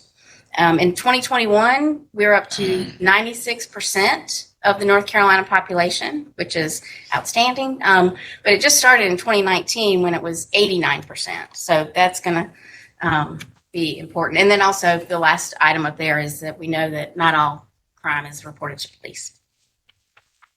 So this is to look at our findings of looking at the 3 years of data. This will give you an idea when you start with the first element that I mentioned, the circumstance that's available for aggravated assault and homicide cases. This looks at the 3 years. The light blue are the total number of cases of aggravated assault and homicide. The green portion at the bottom are the cases that are identified by that domestic violence circumstance. So for that green section in 2021, there were 2,098 cases identified.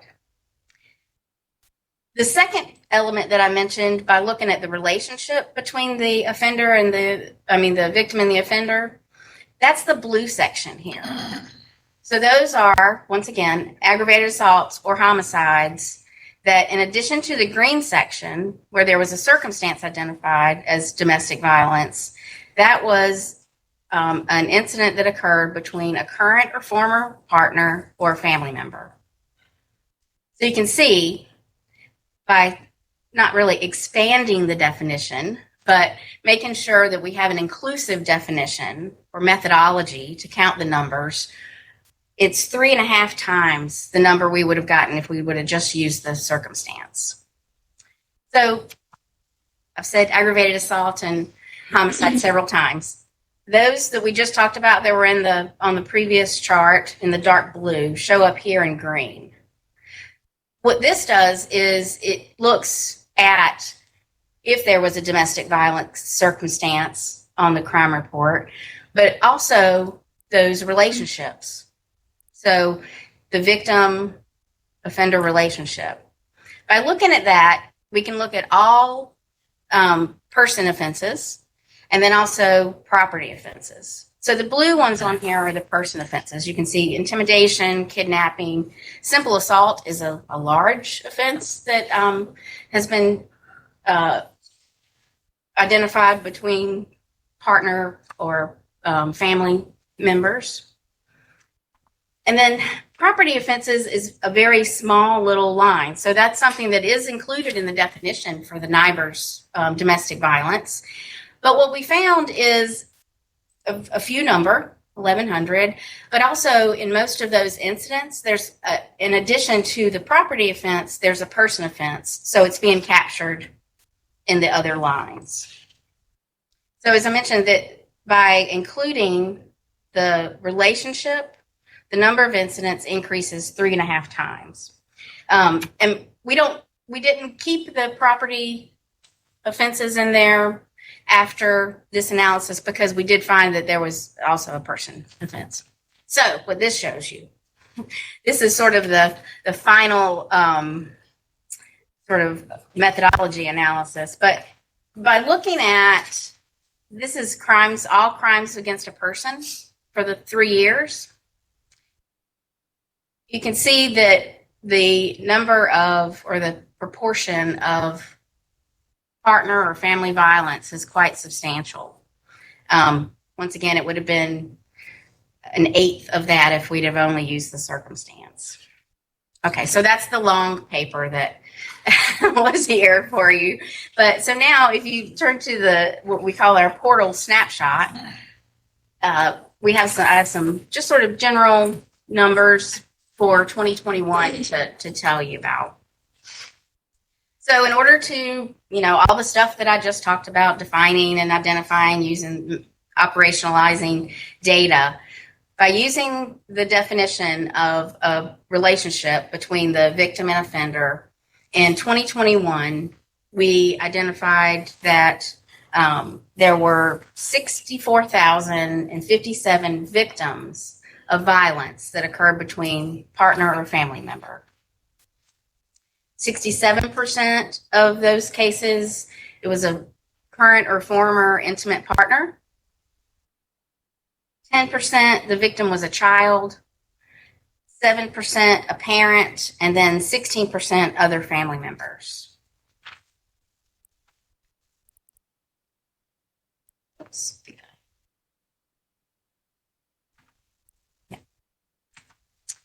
Yeah. Another thing that we can show is that the majority of these incidents, 80%, occurred in the home. Less than 1/3 were male victims, and 13%, or 1 in 8, was a juvenile.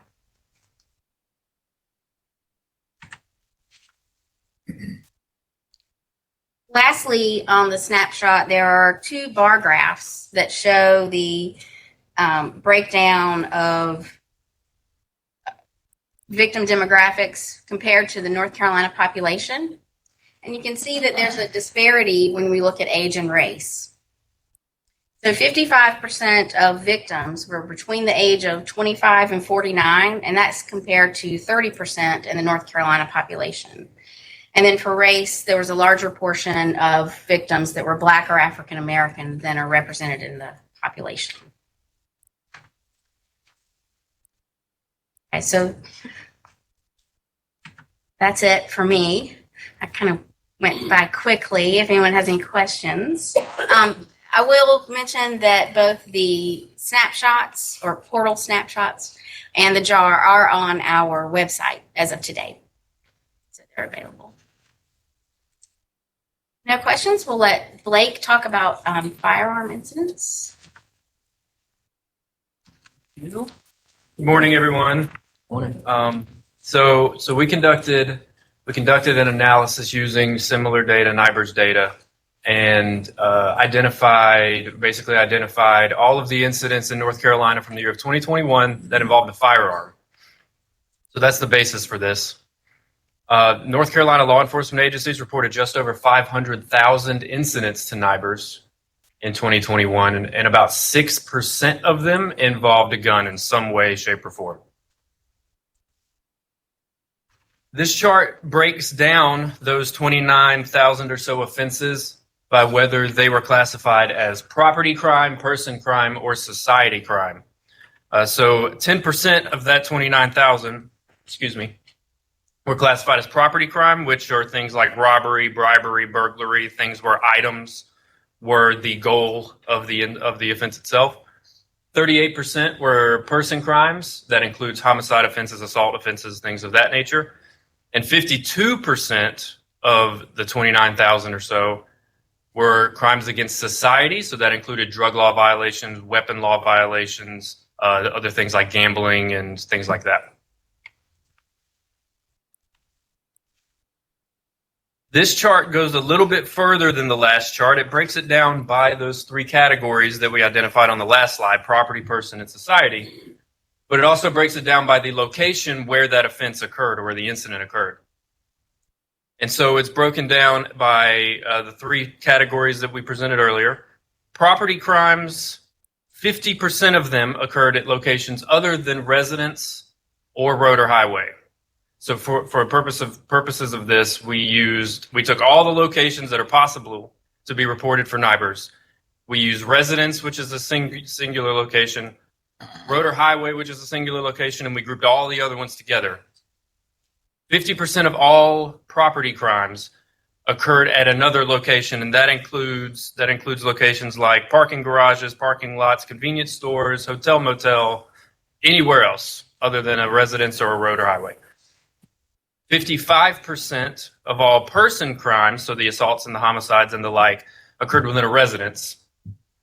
And then the society crimes, again, drugs and firearms and things like that, 58% of those occurred on a road or highway, or that was the reported location.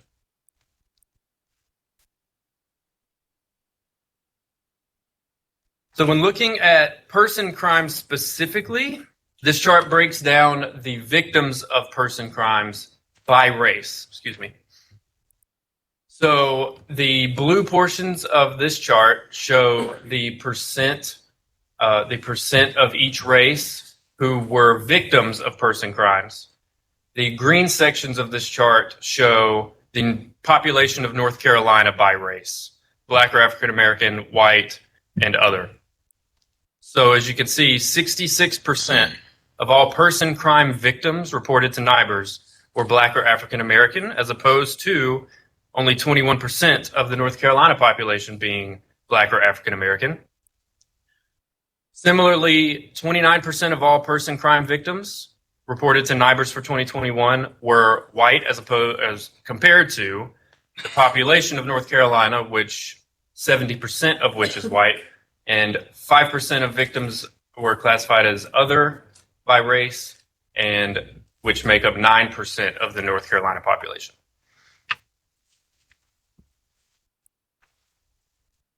A few more quick firearm-related incident facts. 69% of all firearm-related incidents reported involved a handgun, as opposed to other firearm types: rifle, shotguns, other firearms, anything that could possibly be listed. 79% of all homicides, so almost 4 out of every 5 homicide that occurred in North Carolina in 2021 that was reported, involved a gun. About 1 in 5 victims of a person crime, so it's about 18% of person crimes involving a firearm, was a juvenile. And when you break it down by gender, males made up 58% of firearm incident victims. But going even further than that, breaking it down by the crime category: property crime and person crime, 70% of property crime victims were male, which is a higher percentage than the overall. And 56% of all person crime victims were male, compared to the 58% of overall victims of firearm incidents. Anyone have any questions about? Yes, Slide 1. very first. Back again, the other way. Next one. What's a societal crime? So society crimes are basically any crime that society deems to be bad or to be illegal. So that includes like a drug law violation, a weapon law violation, gambling, prostitution is on that list. There are many of those. Ask this. Given that, how many societal crimes are personal property crimes? Those categories don't overlap by offenses. Now, one incident could include a crime against society and a crime against the person or a crime against property. So assault is a societal crime. Any assault is a crime against a person. And then property would be things where an item was the ultimate goal. Not by, well, if you can have multiple offenses within an incident. Yeah. An incident is like the overall report, but within that report, you can have multiple offenses or crimes potentially that took place during that incident. The next slide. Of those crimes that you've got listed there, are the offenders' race or gender identified in any of them? That's not something that we looked at for purposes of this. That is something that we could potentially attempt to identify. And the NIBRS data, the significant amount of missing data around race when it comes to offenders as opposed to victims. So we do have that information, but it is less I think that would be reliable interesting. because of the. The offenders' race and gender.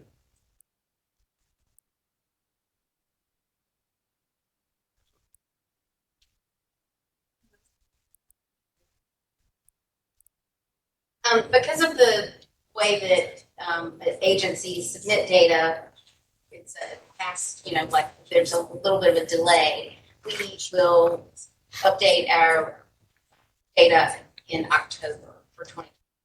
That'll be on the Justice Data Portal. Sure. Thank you. Would there be any way to, with the data that you got here, is there a way to look at that the purpose of the crime was to steal the firearm versus the firearm being used to perpetrate the crime? Can you discriminate in that way with this data? I think you could look at the offense types and deduce that in some way, whether like an assault offense would indicate that the firearm was used in the commission of the crime versus another type like a motor vehicle, larceny from motor vehicle or something like that, where the firearm was taken in that way. We could potentially identify that as well based on the data we have. And also, we could look at the property crimes and the property being stolen, if it was a firearm that was stolen, versus the society crime, and that's going to be a firearm violation. So, have a firearm, whether or not it's stolen or not, they don't know. Yeah, one of the things that the vendor that's helping us do the public campaign on safe storage wants to do is like show each community how many guns have actually been stolen from cars or homes, so that it raises awareness to the public. Hey, a lot of this is happening in your community. I'm just wondering, is there a way that we could pull that data without, going to each individual law enforcement agency and asking for that particular data? Do you know if there's a way to get that? If there's a property crime, that's what's being reported, and it's listed, the property that was stolen was a handgun or a gun, we could do that. Okay, great. But that would be 2021 data, not 2020. Right, for now. So we do get monthly updates of the NIBRS data from the SBI, and we wouldn't be able to do statewide analysis of 2022 until October because of the lag in reporting. But there may be certain communities that have a regular file update that we would be able to. Great.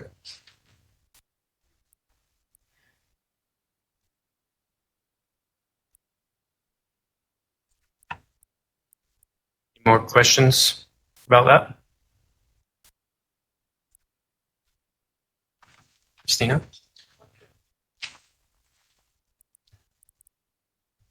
Great. Good afternoon or good morning. I don't know where we're at yet. All right. My name is Christina Scarano. I'm a policy analyst with the Criminal Justice Analysis Center. And I'm going to be showing you a demonstration of the Justice Data Portal.nc.gov.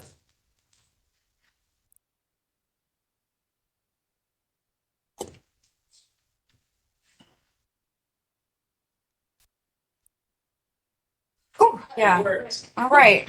The most nerve-wracking part of my demonstration is over. All right. So just a brief overview of the purpose of the Justice Data Portal for those of you who have not had the opportunity to see it yet. So the data portal functions as a central place for anyone to get justice data from state agencies that is regular and reliable. We debuted it in March of 2022 last year. And since then, we've added each quarter a new dashboard and most recently a new data source, which will be coming in August. So this is our homepage. We have a brief overview of what the data portal is. The next section is, I find, very interesting. Sometimes we call it teasers, sometimes we call them quick facts. These are facts that are generated as examples of the types of data that you can find on the Justice Data Portal and the name of the dashboard where you can find more information about that.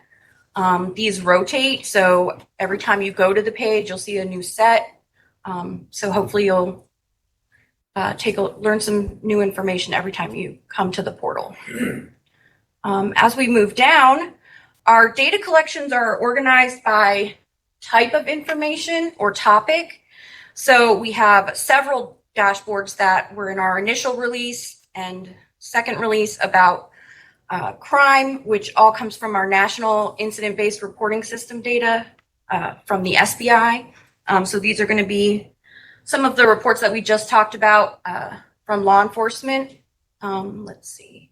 And then we have our traffic tab, which we'll be discussing that dashboard today.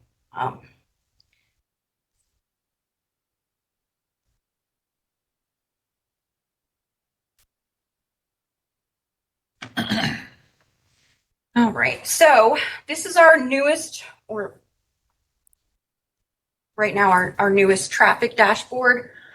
So this dashboard gives you a statewide summary of traffic stops reported by law enforcement agencies to the SBI, and we ingest that data from the SBI and put it into these dashboards. Okay, I did do that. All right.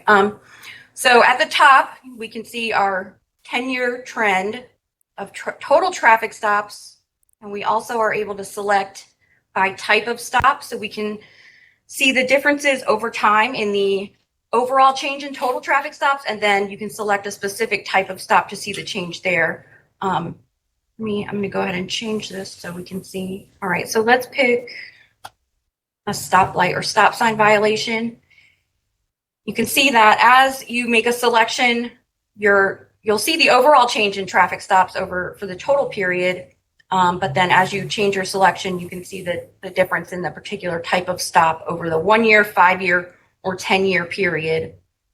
Additionally, if you hover over it, over the bars, you'll see the total number and the percent of traffic stops that particular type of stop made up for that total year.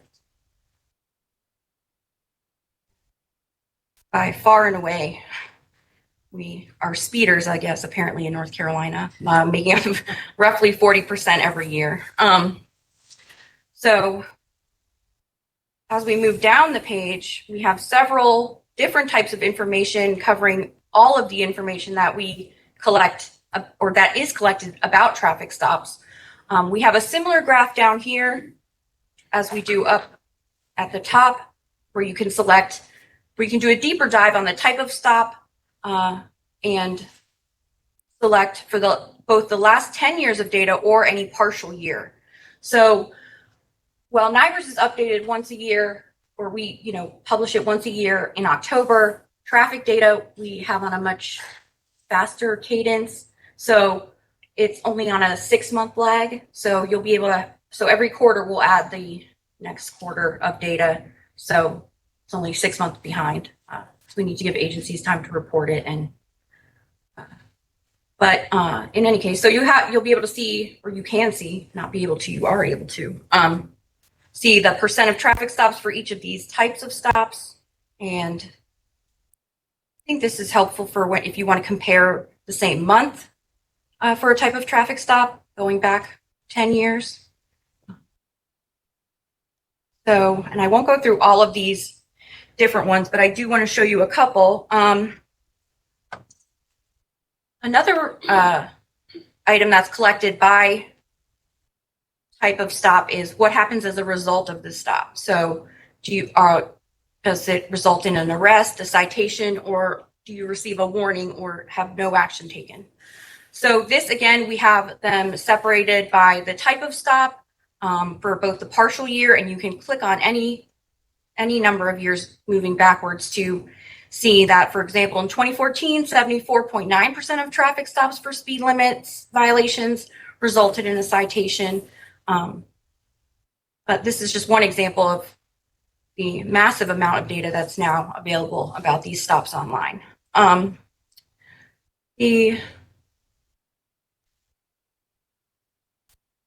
So part of what we know about traffic stops is that only 3%, or about 3% of traffic stops each year result in a search of the driver.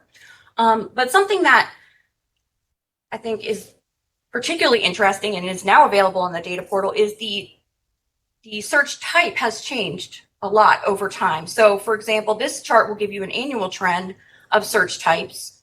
So for probable cause searches, those made up 29% of all searches in 2012 compared to now they make up 67% of all searches in 2021. So those are just some of the information that you can find on the dashboards, excuse me. And then finally, our final tab is the agencies that are included in these analysis or in this dashboard that have reported traffic stops. There we go. And by year, so that you know which agencies are included on this dashboard. A couple things I wanted to mention about all of the But you can also look it up by agency, right? Or by. Yes, you can certainly use this list to find a particular agency. Yes, ma'am. To see the total by year. Yes, ma'am. Right, but it'll just give you the total.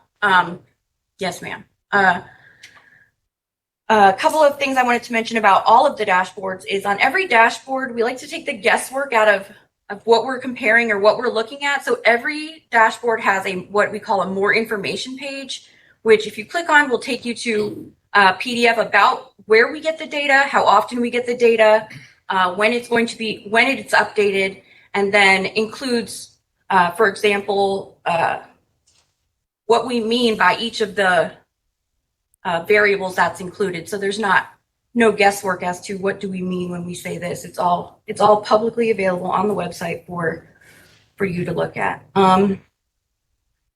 The other thing I wanted to mention is that while we just have right now the traffic stop data available or aggregated by the entire state, what we'll have available on May 1st is traffic stop data available by county. So you'll be able to select the county and get all of this information that you have here by county. And in addition, we have race and ethnicity and gender.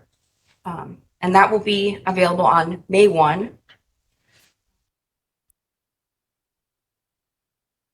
All right.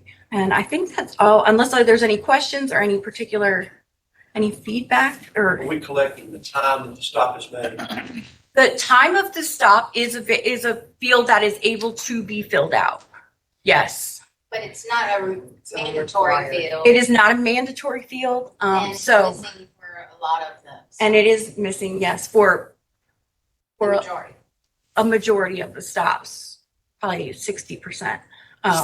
But it is something that is available and able to be filled out. It's not mandatory at the moment.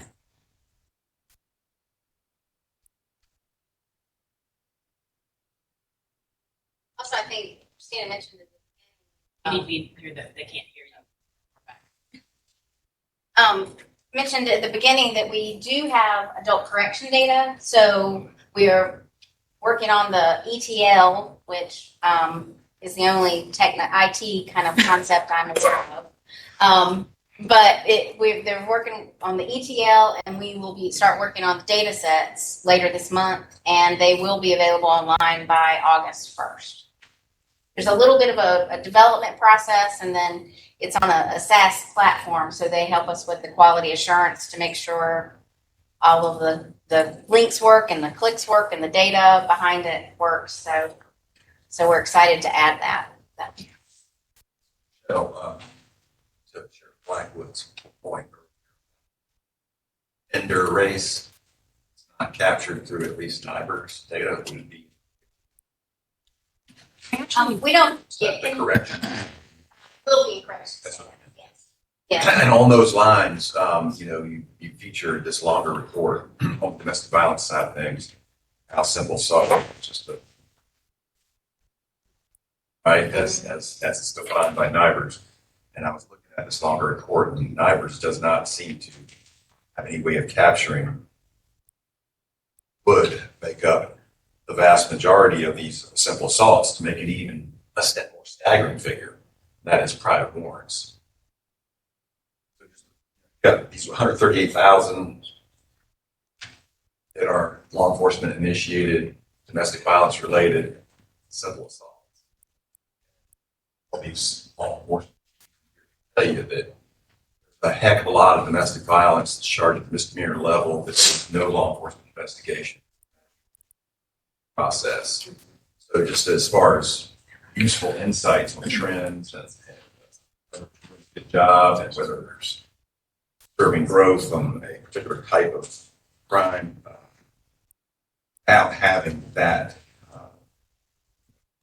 that's something that's going to be reached through corrections data or private warrants. Not with the corrections data, because they're only adjudicated, they're inmates or prison inmates or offenders in community. But we are working to expand the amount of criminal justice data that we get from different sources. So we do hope to be able to address that in the future. That be an AOC records. Sure. So one thing I'll point out, just to go back to Sheriff Blackwood's question, we do have for NIBR's data, some reported offender characteristics on the data portal.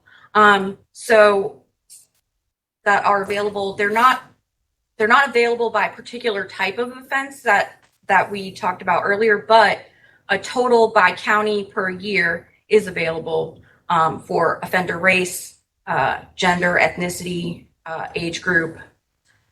We also have that for the victim information that's reported in NIBR. Yes, exactly. But like we said before, one thing you'll want to keep in mind, and obviously it's on every page of the dashboard, the limitations of any data would be, offender characteristics are only present rather in about 70% of the incidents reported each year, where you have at least one characteristic that's known. But this is definitely something that, we're working to expand, but we do have at least county level aggregate data for reported offender characteristics. Yes, could you take your two data sets, the offender data set and the victim data set, and do anything to tie offender race to victim race? Yes, and that is something that for crimes against persons. And that is something that we can certainly do, and one of the topics that's certainly in the works to add to the data portal. But yes, we do have the victim demographics and the offender demographics, and merging those One thing together is. I would mention, not as like an excuse or anything, because I think you've done amazing work. But for the entire year, the only programmer and dashboard creator, developer that we had has been Christina.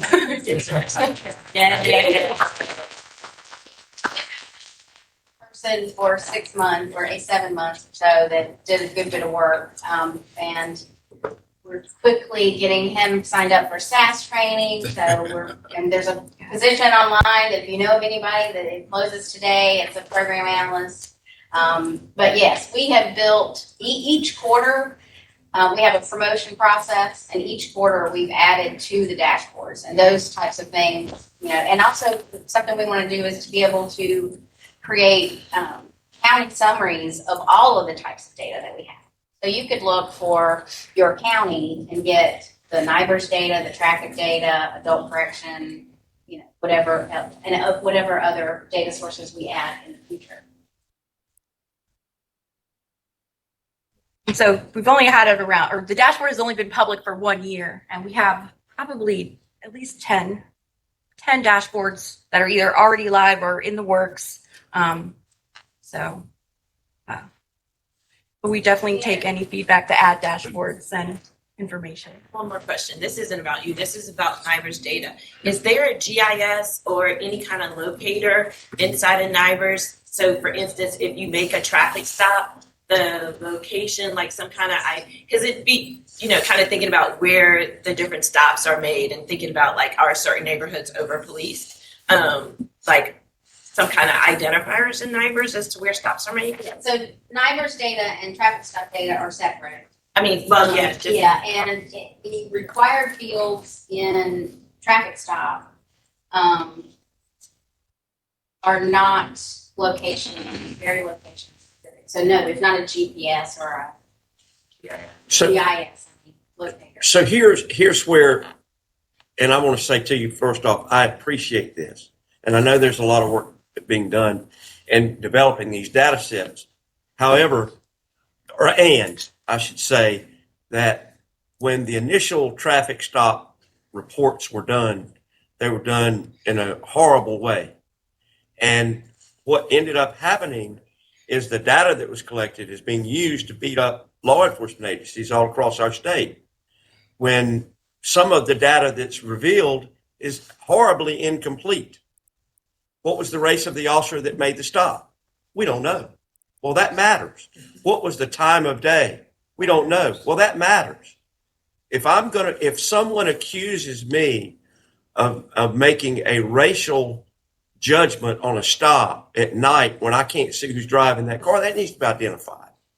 So when we're creating these data sets, it's really, really important to utilize the resources that are in this room and talking to law enforcement about those stops and how those data are collected. I just think that we want to have good data at the end of the day. And this is a concern that we've all talked about in this room for years. So please let us help. Sheriff, I'm glad you said that. I know that the SBI is going to be working on some legislative language that will close the loophole. It's not really a loophole, but expand the traffic reporting so that small communities do that, have to report as well. And the police, they worked with the police chief on that. If we would like to expand that effort to have make more of the reporting required, we would love to have more data. We agree with you completely. Yeah. I can also say that I know the SBI is working hard right now with the DOT on a grant that they're going to try to get not just better quality control in the data, but they want to be able to develop some more support to law enforcement in training aspects and training modules on how to do this reporting. Because we recognize that oftentimes, law enforcement gets all these different reporting data sets, different systems, people that report change. They don't have the support they need. So they're working on some training and support and education efforts across the state to go along with that. But if the sheriffs or the police chiefs would get behind doing time of day or more reporting of more race in the traffic stops, DPS would be excited. Well, it's just interesting that everything we've heard this morning has been, let's get more aggressive towards these types of crimes that are being committed. Yet we are being constantly told, hey, you're stopping too many cars, or you shouldn't be doing this, or you shouldn't be doing that. You can't do both. So I think it's really important for us to begin with the end in mind. If we're going to be aggressive in attacking these crimes that are going on in our communities, that's killing our kids, that's bringing fentanyl into our communities, then we've got to get back to the idea of, and I've had this conversation with our colonel who's in the room right now, this is our job. Our job is to stop vehicles when they're committing crimes, to stop vehicles when they're breaking the law. And you can't do it both ways. So I appreciate that. If I may add, a couple of years ago, as a result of the UNC study, the Sheriff's Association and Chiefs Association conducted a study. And it's on both websites, I think, that talks about the challenges out there. So I think it would be a good starting point to talk about how we ought to be playing. If you guys are interested in that, I know that DPS would support more reporting, and I know that the SBI is already trying to improve the data collection and try to do it in a way that provides support to local law enforcement in that collection. Appreciate that. Because we're sensitive to that as well. Better data, but make it easier for reporting. Carol, I'm glad too, getting on what the sheriff said. Hey, if patrol, I see these traffic stops up there, and I can tell you that patrol generates over 1 million of these things. Got a big footprint on this. Sheriff's point, I can tell you that we have had allegations made against troopers of racial stopping. And when you go in there, we have the capability, I can tell you the WRAL-TV program is coming out from the AOC side of the house is a lot more robust and allows us to really look at that a lot better than the program they had before. I think that's a good thing. But we've had several of these allegations made, just like what he just said, where, for instance, Robinson County, that trooper that stopped too many Native Americans. You go in there and you look and you drill down on the data, this is a trooper that worked third shift. Happened to be Native American. So, I mean, he's spot on with what he says. And right now, when you look at some of this data, is it truly capturing all the correct data points, making those kind of allegations against law enforcement officers across the whole state? Got to make sure this data is robust and it is truly giving a true reflection of what we see. Well, I hope that's the point of this exercise that we've been embarking on the last several years. I agree with everything that you guys have said. The problem is that we operate in a context that you guys didn't operate in 25 or 30 years ago. Whether you're a DA or a judge or whatever. And so we have to figure out together, how do we create a system that is transparent and supports what we do, all of us? That's the point of this, I hope. And so I encourage us to continue these conversations. Yeah, I agree. And I too, I can think about the reason for the stop. If I have been told to look for a blue Chevrolet pickup truck, license number, whatever, because it was involved in a murder, and I stopped that vehicle, that's a vehicle stop that's counted, but nobody asked me why I stopped. So I think that's important. What was the reason for the initial stop? I mean, if it's a bolo, it is what it is. So I think it's important we think about the data sets and how deep they can go. They've got to go deep for us to do what we intend to do. Right. I agree. Sir, any other questions or comments? Yes, just a second, I'll take my show to look at this question. Okay. So someone online is asking if there is data available about the financial status of persons on the domestic violence related incidents, and the answer is no. There is information on some demographics, so that's the second question. We do have demographics on victims, but not anything that includes socioeconomic status or any other. Outstanding, guys. Thank you.